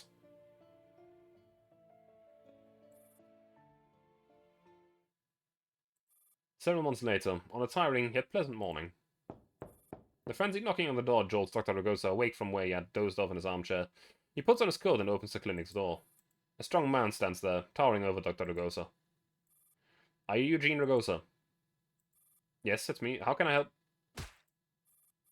Before he can finish, the big man gives Dr. Rugosa a solid punch and sends him crumpling to the ground. Doctor, you've been practicing here for a long time, haven't you? Yet you haven't bothered to pay your respects to my employer. In order to make up for your mistake, my employer would like you to leave as soon as possible. Otherwise... The stranger suddenly pulls out a gun and shoots a beaker on the table. Dr. Rugosa looks back in surprise, his entire body trembling from the shock. I don't know the employer you're talking about. And I have a mission of my own, so I have no reason to leave. Haven't I made myself clear? Someone wants you to leave. That's how it is. Amidst his confusion, Eugene Rugosa suddenly comes to a realization. He grits his teeth and clambers to his feet. Oh, I get it now. It's those bastards from the Medical Association, isn't it? No comment. Dr. Rugosa's face contorts in anger. The people here need me, and I won't leave until my mission is complete. Is that your final decision? The man whistles casually as he barges into the house. Papa, what's going on? Lucas suddenly comes down the stairs, rubbing the sleep from his eyes with his small, pale hands. The strange man eyes the small boy thoughtfully, who obviously takes after Dr. Rugosa. Is that your son? What an endearing child. Lucas, this is none of your business. Go back up. Another shot fills the air. Rugosa instinctively lunges at Lucas, but he's still too late. Hot liquid gushes out of Lucas's little chest and dyes Dr. Rugosa's coat white-coated with bright red. The life slowly seeps out of Lucas's body. The kind of innocent boy, still smiling, reaches out to touch his father's face like an angel. The man presses his gun to the back of Dr. Rugosa's head. That was a little warning, Dr. Rugosa. Stop your practice and get the hell out of here. Otherwise, I can't be sure who's going to die next. Got that? The vehement ringing in his ears completely overwhelms his sight and hearing. He desperately holds onto Lucas's corpse, even as it grows cold and finally passes out on the floor. Man.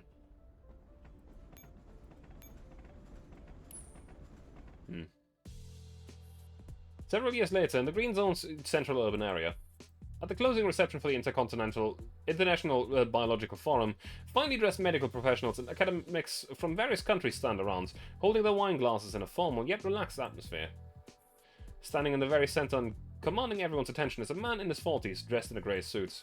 The man who was appointed chairman of the German National Drug Regulatory Administration just a few days ago, Eugene Rugosa. Right now, he's smiling and nodding at experts and academics who raise their glasses to him as they pass by. Congratulations, Mr. Rugosa. Med B. Müller rejected all your competitors and appointed you as chairman. That is truly lavish praise.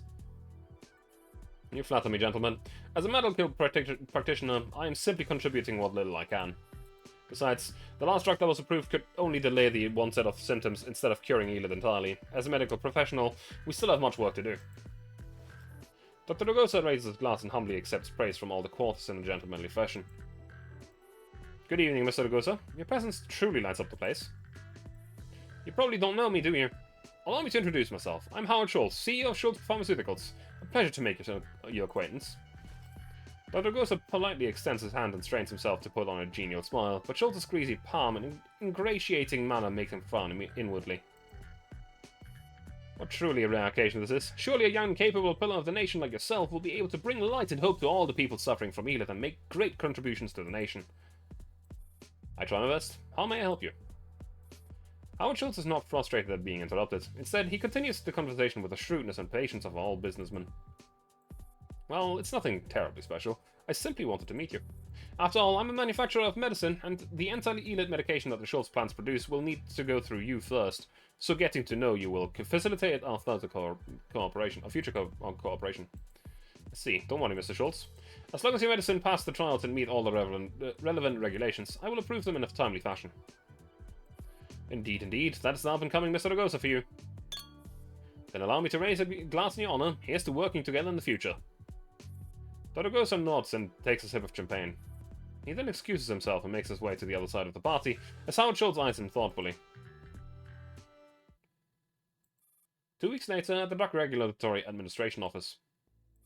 Eugene Rugosa steeples his fingers under his chin and stares down at the 2 documents on the table with a deep frown. Schultz Pharmaceuticals Type Alpha experimental drug is showing negative reactions in far in excess of the allowable thresholds in Phase 3 clinical trials, so why haven't these inspectors and review experts said anything against it? Are you sure they've all seen this report? Yes, Mr. Rugosa. This is the decision the experts made after careful review. His secretary politely replies to him, replies from across the desk. Dr. Rugosa rises from his armchair and looks outside the window. Dark grey clouds conceal the skyscrapers before him. Near the purification towers, the rundown slums are like a blight on the city, festering and spreading day after day. Shall I stamp with you approval as usual? Wait. Eugene Rugosa places a hand on the report just as the secretary is about to take it away. Mr. Rugosa? I need to have a chat with certain people first. By which you mean... Howard Schultz. I want to speak to Mr. Howard Schultz. Arrange an appointment for me. I'm going to visit him in person.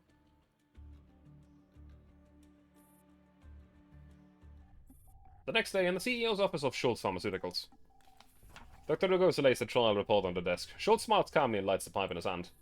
The grey smoke rises slowly, filling the spacious, exquisitely furnished room. Mr. Rugosa, this is just a minor matter. An infinitesimal discrepancy, on the order of 1 in 10,000. Surely there's no need for such concern. 1 in 10,000?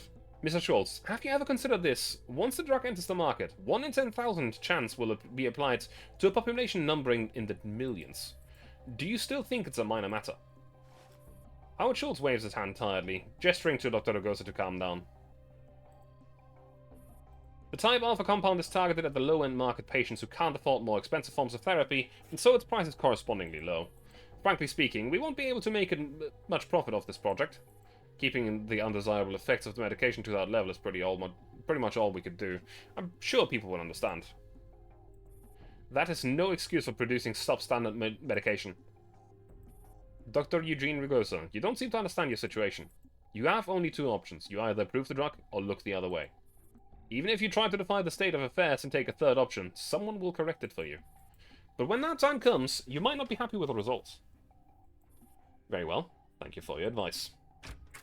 Dr. Rugosa straightens up and marches out of the office.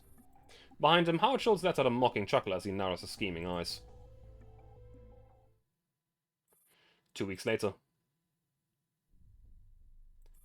Welcome to October Camera. The investigation into NDRA chairman Eugene Rugosa's alleged academic misconduct is still ongoing. Dozens of experts from National Medical Association have jointly signed a petition requesting an investigation into plagiarism in academic essays published by Eugene Rugosa during and after his university studies. The German Ministry of Health has involved itself in the matter, while Eugene Rugosa has been suspended for the duration of the investigation. The relevant authorities state that if charges are valid, Eugene Ragosa will be permanently stripped of his medical license and forbidden from taking part in any medical or academic activity. In the NDRA office. Mr. Ragosa, I still can't get through to the Miller. Should I keep calling? Don't bother. Ragosa shrugs and then walks from the window over to his armchair, where he slowly sits down. Who would have thought that in just a month's time he would have plummeted from his lofty perch that the dream would evaporate like a burst bubble. Classic German political hit job looking for plagiarism in the... Yeah. And now, even MDB Müller has abandoned him. I've helped you pack your things. The car's waiting at the back door. Will you be going now? Ragosa turns to look out this window one last time. The dark clouds are still there, and the desolation is still in the distance. Nothing has changed. Nothing will ever change. I'll go. It's time I left.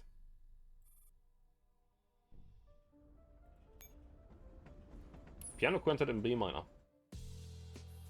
Decades later, in a Galatea Corporation auditorium. The press conference for the new elite drug Iden is in full swing. The flashbulbs going off below the stage constantly illuminate the faces of the experts in attendance. Though many industry professionals had their doubts when Galatea published the results of Iden at the beginning of the clinical trials, reassurances from Miss Gray and another heavyweight medical professional seem to have banished much of the rumors going around. Thank you for your answer, Miss Gray. I'd like to address my next question to Mr. Eugene Ragosa. Ever since you resigned from your position as chairman of the NDRA after your short tenure, you've left yourself fade quietly into obscurity, and the German Ministry of Health never gave a definitive conclusion regarding the veracity of the charges of academic misconduct made against you. But in recent years, you've chosen to step back into the public eye as a medical expert. What are your thoughts on the events from all those years ago? Can you provide any substantial evidence for your academic professionalism and vouch for yourself as an authority in the field? Thank you. The old white-haired man remains perfectly calm and unruffled, but just as he's about to reply, the host interrupts him. Sorry, but this is an IDEM press conference, so please refrain from raising irrelevant questions. Dr. Ragosa is an extremely knowledgeable clinical expert in the field of elite pharmaceutical research. When the Schultz pharmaceutical scandal came to light 2 years ago, the release of the relevant insider documents was enough to prove that... it's alright. Dr. Ragosa waves in a genial fashion and smiles at the host and reporters before him. As the disturbance in the audience quiets down, Dr. Ragosa carries on in his preternatural calm and composure. I can solemnly declare that with a clear conscience, I have never committed any form of academic misconduct. I did not resign back then out of guilty conscience. I was made a scapegoat when I became too much of an obstacle to the industry's economic interests. Of course, I cannot say that I am completely without blame. As chairman of the NDRA, I was not able to stop Schultz Pharmaceuticals' illegal medication from entering the market and could only watch as they flouted the law, resulting in many unfortunate consequences. That is the greatest regret of my life. Therefore, I am standing here today to vouch for Galatea's corporation's... Oh no!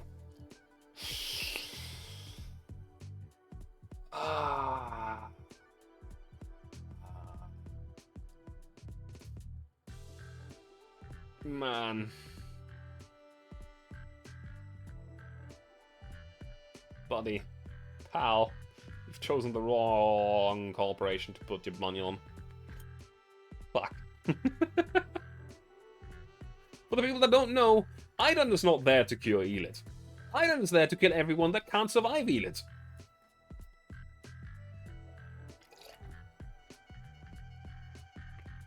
Simplification, but still. It's essentially made to find someone who is immune to Elite and make antibodies out of them. Not just because I'm convinced of the drug's efficacy as a medical expert, but also because of my own conscience. We have all seen the experimental data for Iden, and the purpose for its development is most commendable. Having spent most of my life labouring away in this field, being able to finally see a low-cost, effective, and safe Elite medication is in my twilight years. I have to say, it has moved me from my depths of my heart. Therefore, I wholeheartedly look forward to Iden and hope that the people will join us in witnessing the light of a new dawn together. That is all I wish to say. Thank you. The silent auditorium suddenly fills with thunderous applause. Many people rise to cheer, and some even doff their hats to Dr. Ragosa in respect. Miss Gray, who is also in attendance, studied Dr. Ragosa carefully from the corner of her eye with an enigmatic smile on her face.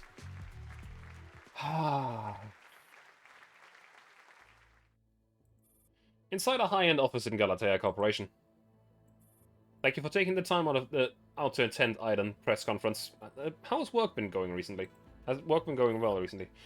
Gray pours a cup of coffee for Dr. Ragosa, then takes a seat on the sofa opposite him with a smile. Well, I'm getting older, less nimble than I used to be, but that doesn't affect my work, so don't worry. Good. Gray watches as Dr. Ragosa calmly sips his coffee. Time has carved the scar into this weathered old man, but it has not dimmed the brilliance in his eyes. Beneath the seemingly placid surface of the blue ocean, she can sense an elusive, complex undertow. Your speech today made quite an impression, and particularly your endorsement of Aiden put many people at ease. Which reminds me, I don't believe I've ever discussed much about Aiden with you. Dr. Ragosa puts down his cup and looks Gray in the eye. Ragosa in his youth would have said something completely different. But now, I know that the price must be paid for the advancement of science and technology. If Aiden succeeds, then the sacrifices will have been worthwhile. Even if we must bear the mantle of villainy throughout the ages, the people who will survive because of Aiden will still thank us for what we've done. So you let the next generation judge your action. Precisely. Gray smiles thoughtfully. Then she stands up and snaps her fingers. I almost forgot. I have something important to give you, Dr. Ragosa. A wide inner door slides open, and a petite figure peers nervously into the room. He has a timid and youthful air about him as he walks out of the shadows. Dr. Ragosa turns around to look, but when he lays his eyes upon the figure, his expression changes dramatically. Lucas? His voice trembles uncontrollably as the giddiness threatens to overwhelm him. Careful. Gray reaches out to catch the old man before his knees buckle. The coolness of her hand snapped Dr. Ragosa back to reality. He blinks vigorously before he finally realizes that this is not an illusion. Mr. Ragosa, this is a small gift from the Galatea Corporation as a token of our sincerity in working together. A biomimetic doll can't possibly compare to your late son, but we furnished him with sufficient medical knowledge to serve as your assistant. I hope you like it. Dr. Ragosa wipes away the sweat on his head and walks up to the boy. He kneels down and stares into his eyes. After a long while, he stands back up and nods to Gray in awe. The Galatea Corporation's technical ability is truly impressive. Thank you. I'm sure we'll have many more chances to work together in the future. Lucas' eyes sparkle with innocence as he looks up at the two of them. After a strange silence, the kindly old man finally bends down and takes his hand into his warm palm.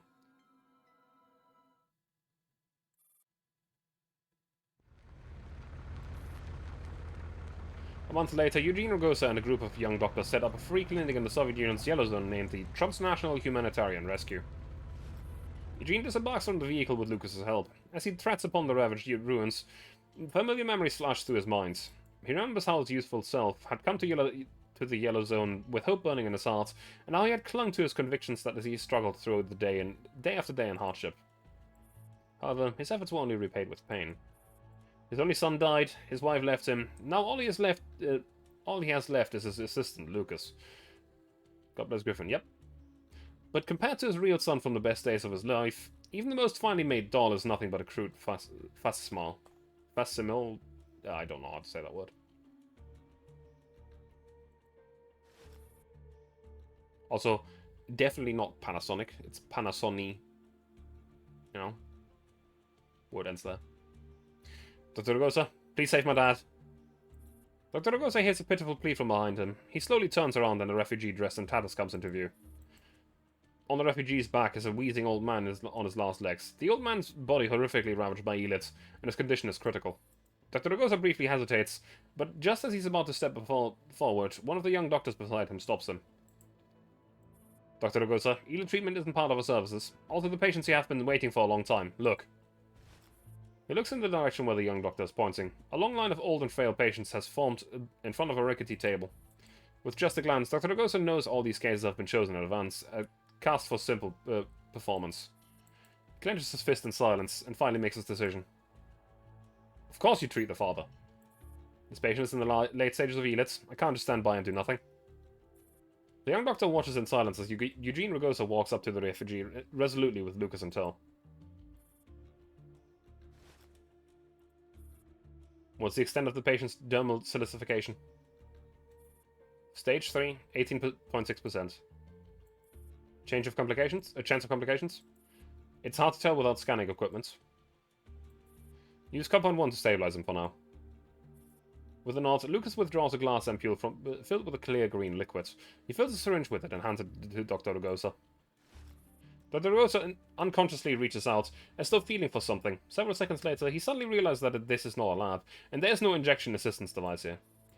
He's been relying on these things for too long, like a child in a wealthy family who's been weighted on hand and foot from a young age, to the point where he can't even use basic cutlery by himself. The refugee stares uncertainly at Dr. Rugosa Artifaltus. Let me do it, Doctor. Lucas calmly takes the syringe and injects the medicine into a vein. Dr. Rugosa's brow furrows in self-reproach. He feels around in his pocket before finally digging out his card. Your father's condition has been stabilized for now, but he'll need another serum injection to completely control his illness. This is my name card. You'll find the address of my clinic on it. In a month's time, once your father recovers some strength, you can visit me at my clinic, and we will waive all costs for his treatment. But I can't enter the green zone without a travel permit. Thank you all the same. We'll take the things as they come and try luck in another free clinic elsewhere. The refugee's weighty smile makes Dr. Rugosa's heart ache. He fights to contain his emotions as he rises and watches the father and son vanish into the crowd. Reminds me of a thread of people working for rich snobs and the weird things they're just incapable of because they're rich. I wonder. Fever's cooling down. My sister's saved. Thank you, Dr. Rugosa. A teenager hops around excitedly in the cramped clinic, making the old hollow floorboards creak. Calm down, my boy, calm down. Though he's telling the boy to calm down, Dr. Rugosa is still infected by the young man's joy, and he can't help but smile. He opens his arms and accepts the young man's embrace. In the corner of his eye, he sees his wife and child in the doorway, smiling brilliantly. Doctor? Doctor, please wake up. The train's almost here. Like a woman that just had a basement room of use underwear because she didn't know to wash clothes, so she just kept buying. What the fuck? What? What? Excuse me? What the hell, man? Ah. Dr. Rugosa opens his sleep-clouded eyes, his mind still engrossed in his happy dream. Only when the lights of the VIP lounge dazzle his eyes does the doctor remember where he is. For just a moment, the knowledge of what he's lost hits him like a hammer, pounding notes of endless despair into his heart. In all the decades that have passed and all the dark days since, the happiness that he had started out with has long since turned into regrets.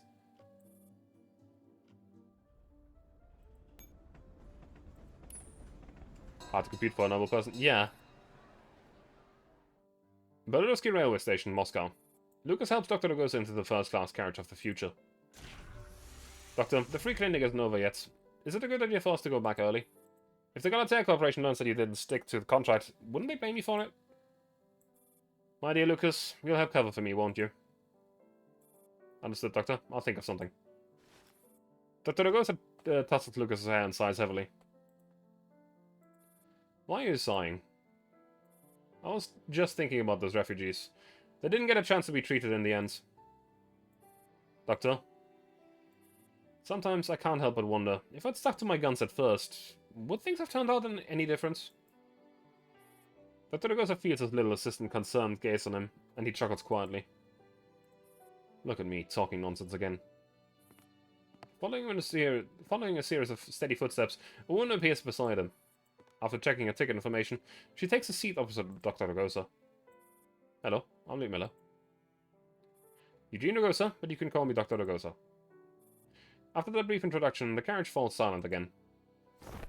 Lucas takes out a blanket and covers the doctor with it. Secure in its warm embrace, the doctor drifts off into sleep.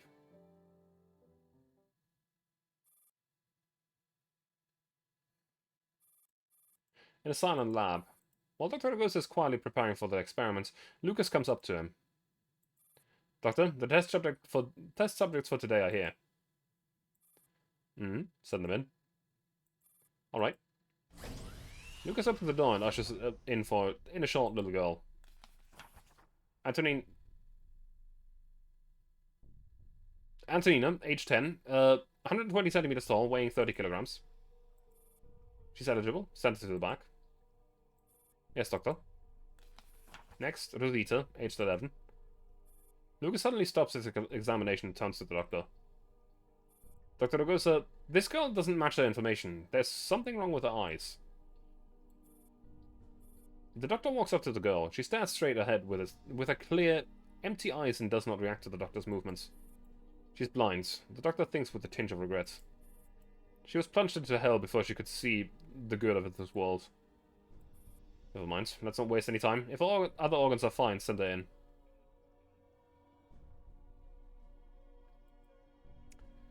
Alright. Okay. Half an hour later. Doctor, we've processed all the test subjects. Alright, I'm going to begin the experiment. Wait for me outside. I can help too. No, go outside. Yes, Doctor. Lucas' shoulders droop as he leaves the lab. Dr. Ragosa is adamant about this. He doesn't want Lucas to see the experimental procedure. Begin log. The test subject files have been uploaded. Now. Dr. Ragosa looks at the children sleeping peacefully inside the room and lets out a small sigh. We proceed with the experiment. What are you doing? Several hours later. Dr. Ragosa has taken off his surgical mask and gloves and is cleaning off the leftover blood signs on his body. Doctor, the orderlies have already cleared away the experimental subjects. Good. They also said that one of the experimental subjects wasn't dead yet. They would like you to take care of it.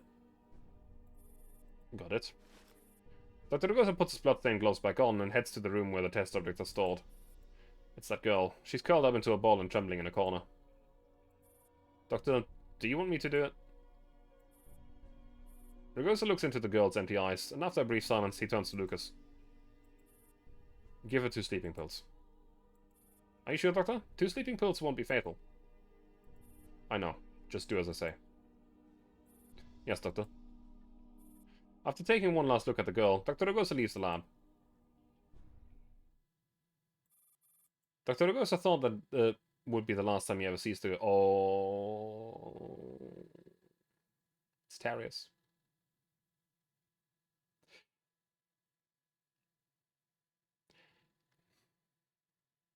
It's either Tarius, or that is the Rosita that is on the train with Pavel. But here on this train, he once again encounters the girl with the clear eyes. This time, perhaps he can save her. Dr. Ragosa can't help but hope. I mean, it is Rosita. The name is coincidentally the same. The serum gradually vanishes into the needle, and Rosita's face relaxes visibly. Inside the clamorous carriage, the doctor kneels beside Rosita and his mind wanders. Doctor, you must have more serum, right? Hand over the rest. We need the serum too. Give it to me. The primitive, greedy survival instinct starts stirring in the hearts of the surrounding passengers. I don't have any more. That was the last dose. Liar! Hand it over now! Please calm down. The doctor only had a single tube of serum with him. Lucas tries his best to keep the passengers back, but they soon have the doctor surrounded. Since you're being so damn stubborn, then we have nothing to discuss, old man. With a shing, the man in the lead pulls out a knife and closes in menacingly like a hungry wolf. Soon, the others all gather around the doctor with their weapons out. Doctor! Put the knife down! As Dr. Ragosa confronts the savage passengers, he recalls the way Lucas, his son, collapsed before him all those years ago. But as this notion of failure rears his ugly head, Dr. Ragosa immediately beats it back down. He knows he has nowhere to run now. Even if he's afraid, he still has to protect his last hope. Dr. Ragosa grits his teeth and stands his ground. I won't let anything be taken from me ever again. Dr. Ragosa spreads his arms to plant himself firmly in front of Lucas and Rosita. Just as the knife is about to pierce Dr. Ragosa's flesh, someone kicks the door open. A massive figure charges through the airtight blockade in just a second. Get lost, all of you! Get lost! Pavel swings the spanner in his hand, clearing a safe space for Dr. Ragosa. Rosita, is she alright? I injected the serum. Her condition is stabilized. Thank goodness. Thank you. Dr. Ragosa returns to Rosita's side. Her breathing is calm and regular. The serum seems to be working. Doctor, are you hurt? No, I'm fine. Then why are you crying? Confused, Dr. Augustus touches his cheek and feels a cool dampness through his glove. He had not cried since his son's death. Doctor? I saved a life. Lucas blinks as he waits for the doctor to explain himself. But Dr. Augustus simply keeps muttering to himself. Saved a life. Turns out, all I ever wanted is the gratification of saving lives.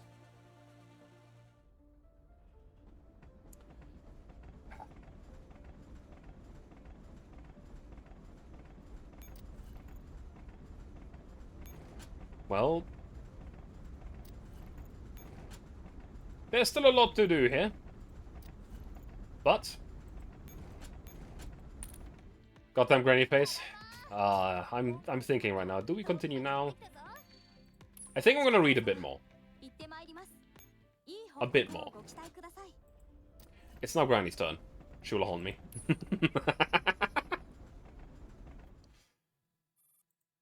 Several decades ago in the Neo-Soviet Union, the dimly lit streets are filled with a heavy fog that not even sunlight can penetrate.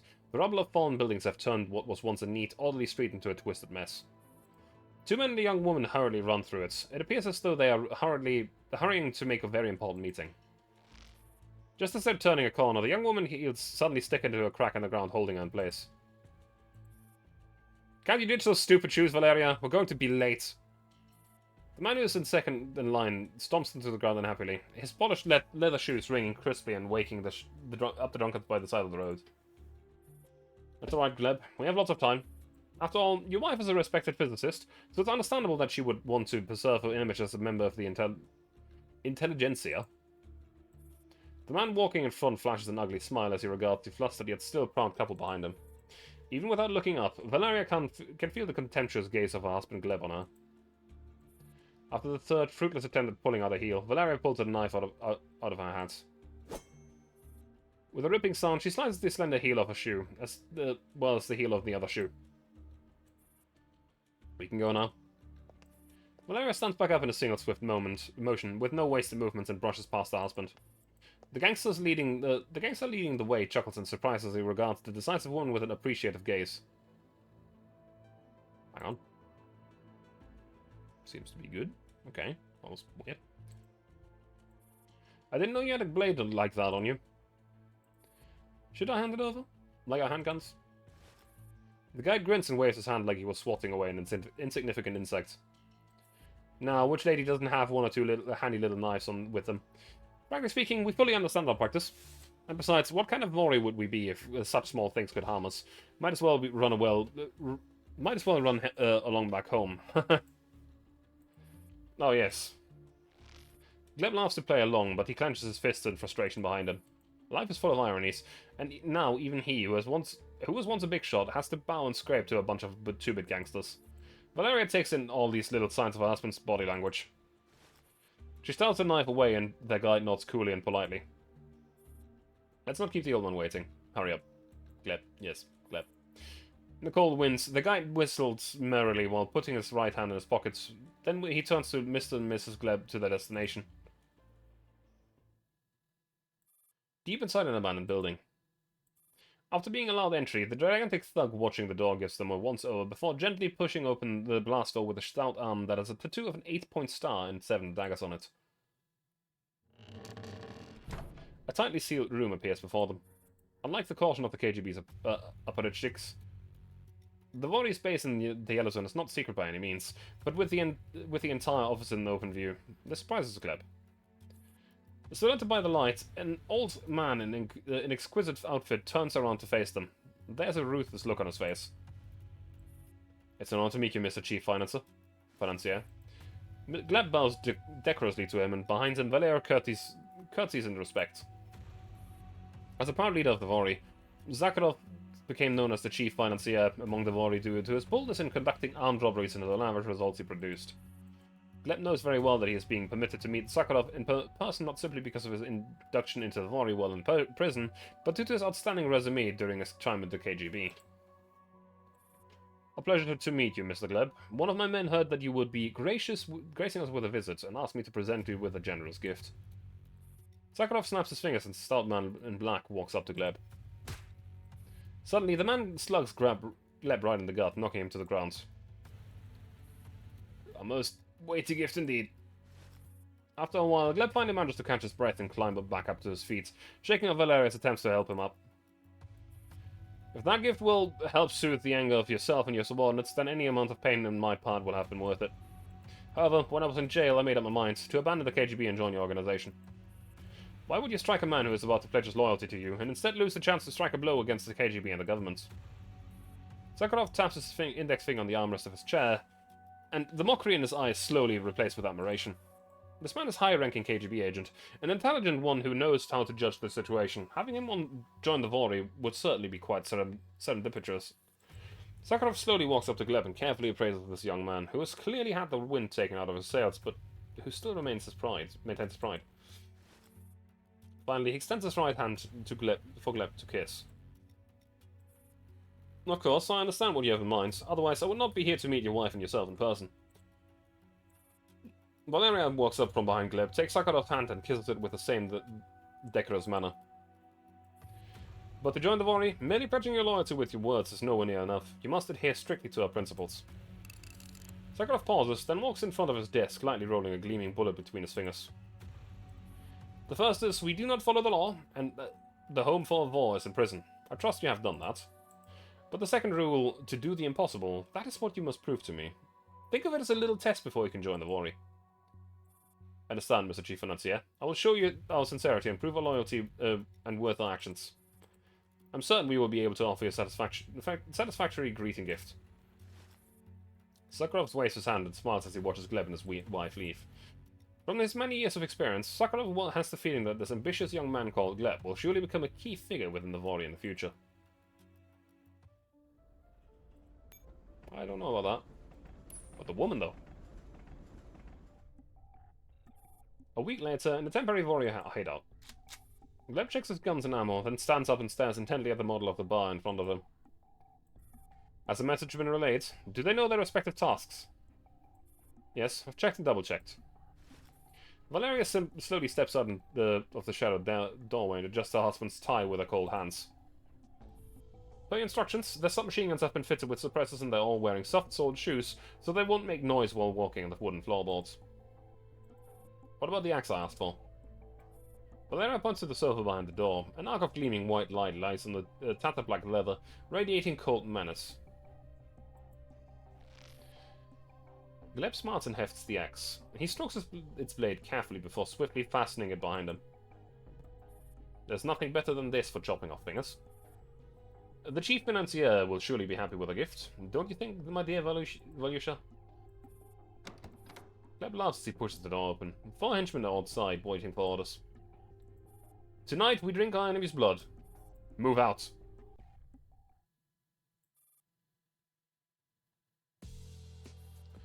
It is in the dead of winter, and the city is shrouded in darkness. Naturally, this also includes a little bar called Lubyanka. However, very few people know that this unassuming bar often receives guests from the neo-Soviet government.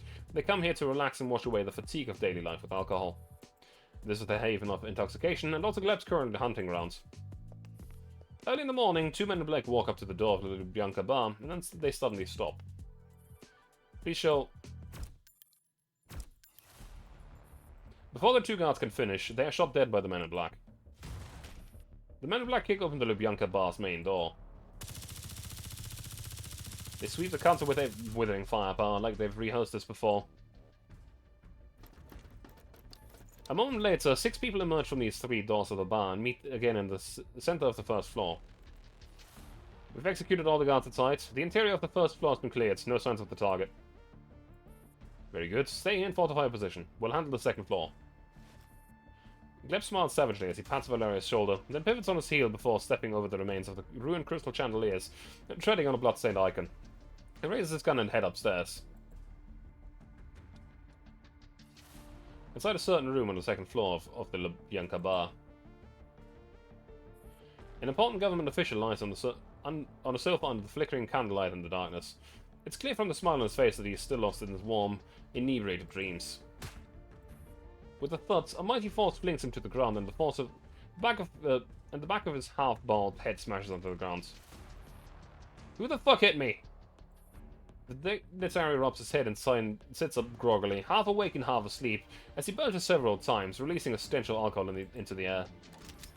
Gleb smiles and takes a handgun out of his holster. The combination of the sensation of cool metal on his forehead, the heavy smell of gun oil, and the sound of a round chambering are what brings the official to his senses. You, what the hell are you doing? Do you know who I am? Gleb laughs, and there's an added layer of nuance to his mirth. How could a mover and a shaker like him possibly remember a petty little KGB agent like himself? And he's not the only one. Why would any of these so-called cake eaters, who never wanted for anything, even bother worrying about maggots like him? I'll pay you anything. Just name your price. I stake my life on it. No need for that, sir. I'm simply here on behalf of the chief financier to give you his regards. Sweet dreams. After a gunshot, the political dignitary collapses into a pool of blood. Gleb smarts in satisfaction lifts the man's right hand. Just as he remembered, he has a ruby ring on his right finger, ring finger that proves his identity. Gleb grins as he takes out the axe on his back. An arc of silver flashes through the darkness, and the ring falls easily from the severed finger. After spinning twice on the ground, it finally comes to a halt by Gleb's foot. By the time Gleb returns to the first floor, Valeria and the other four have doused every inch of the bar with gasoline. Valeria casts a questioning glance at Gleb, and Gleb smiles triumphantly. The sound of police sirens can be heard far from the streets. The group walks onto the streets and start up a black van that's been prepared ahead of time. Before leaving, Gleb bends down to light the cigarettes. As he exhales a cloud of smoke, he gives the Lubyanka bar one last look and then flicks a cigarette through the broken glass like he was tossing a piece of rubbish away. As the intense flames blaze up, the black van drives away, never to return.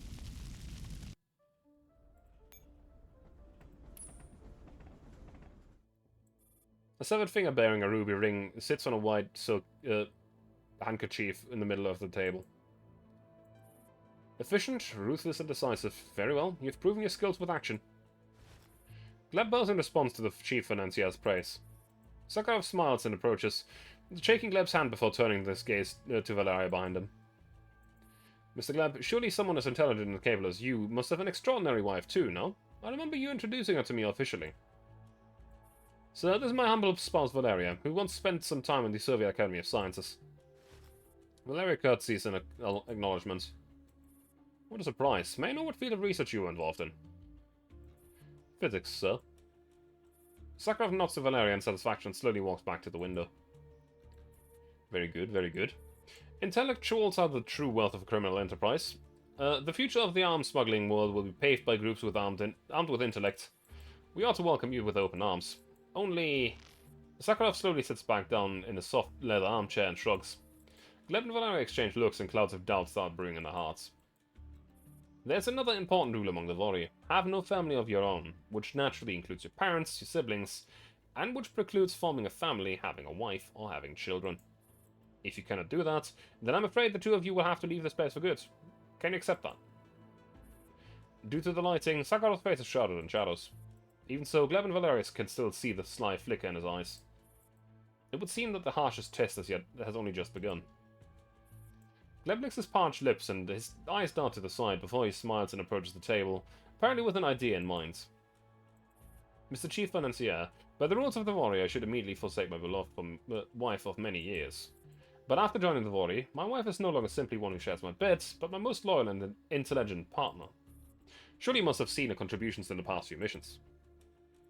I have taken Valeria's contributions into consideration, but rules are rules. Nor do I intend to break the Vori's rules. In truth, I had heard the strictness of your regulations before joining.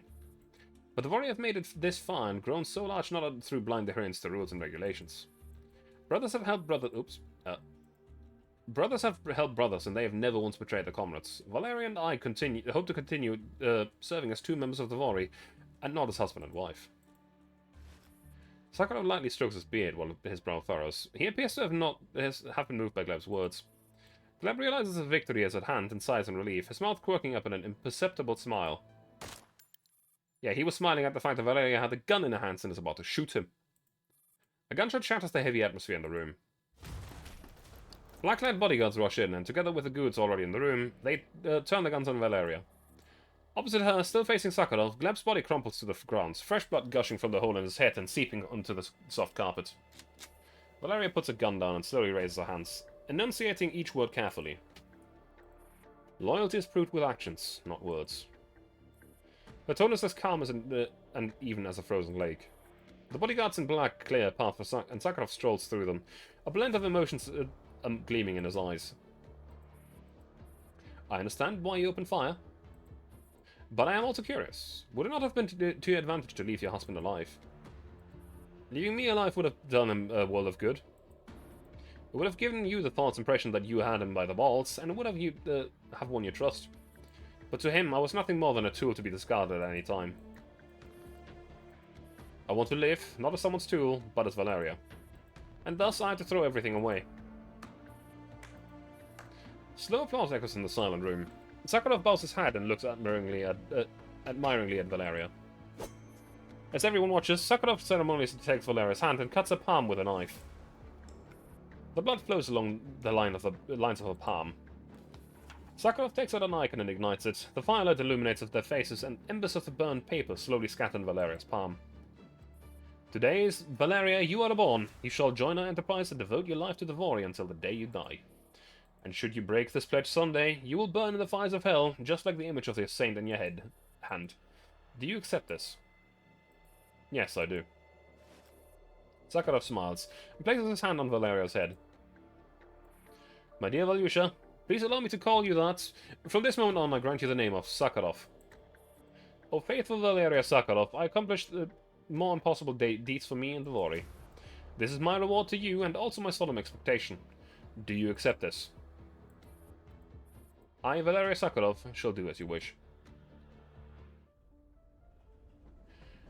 And I think this is where we end today. And return to this next week. As I'm gonna go and raid someone for today.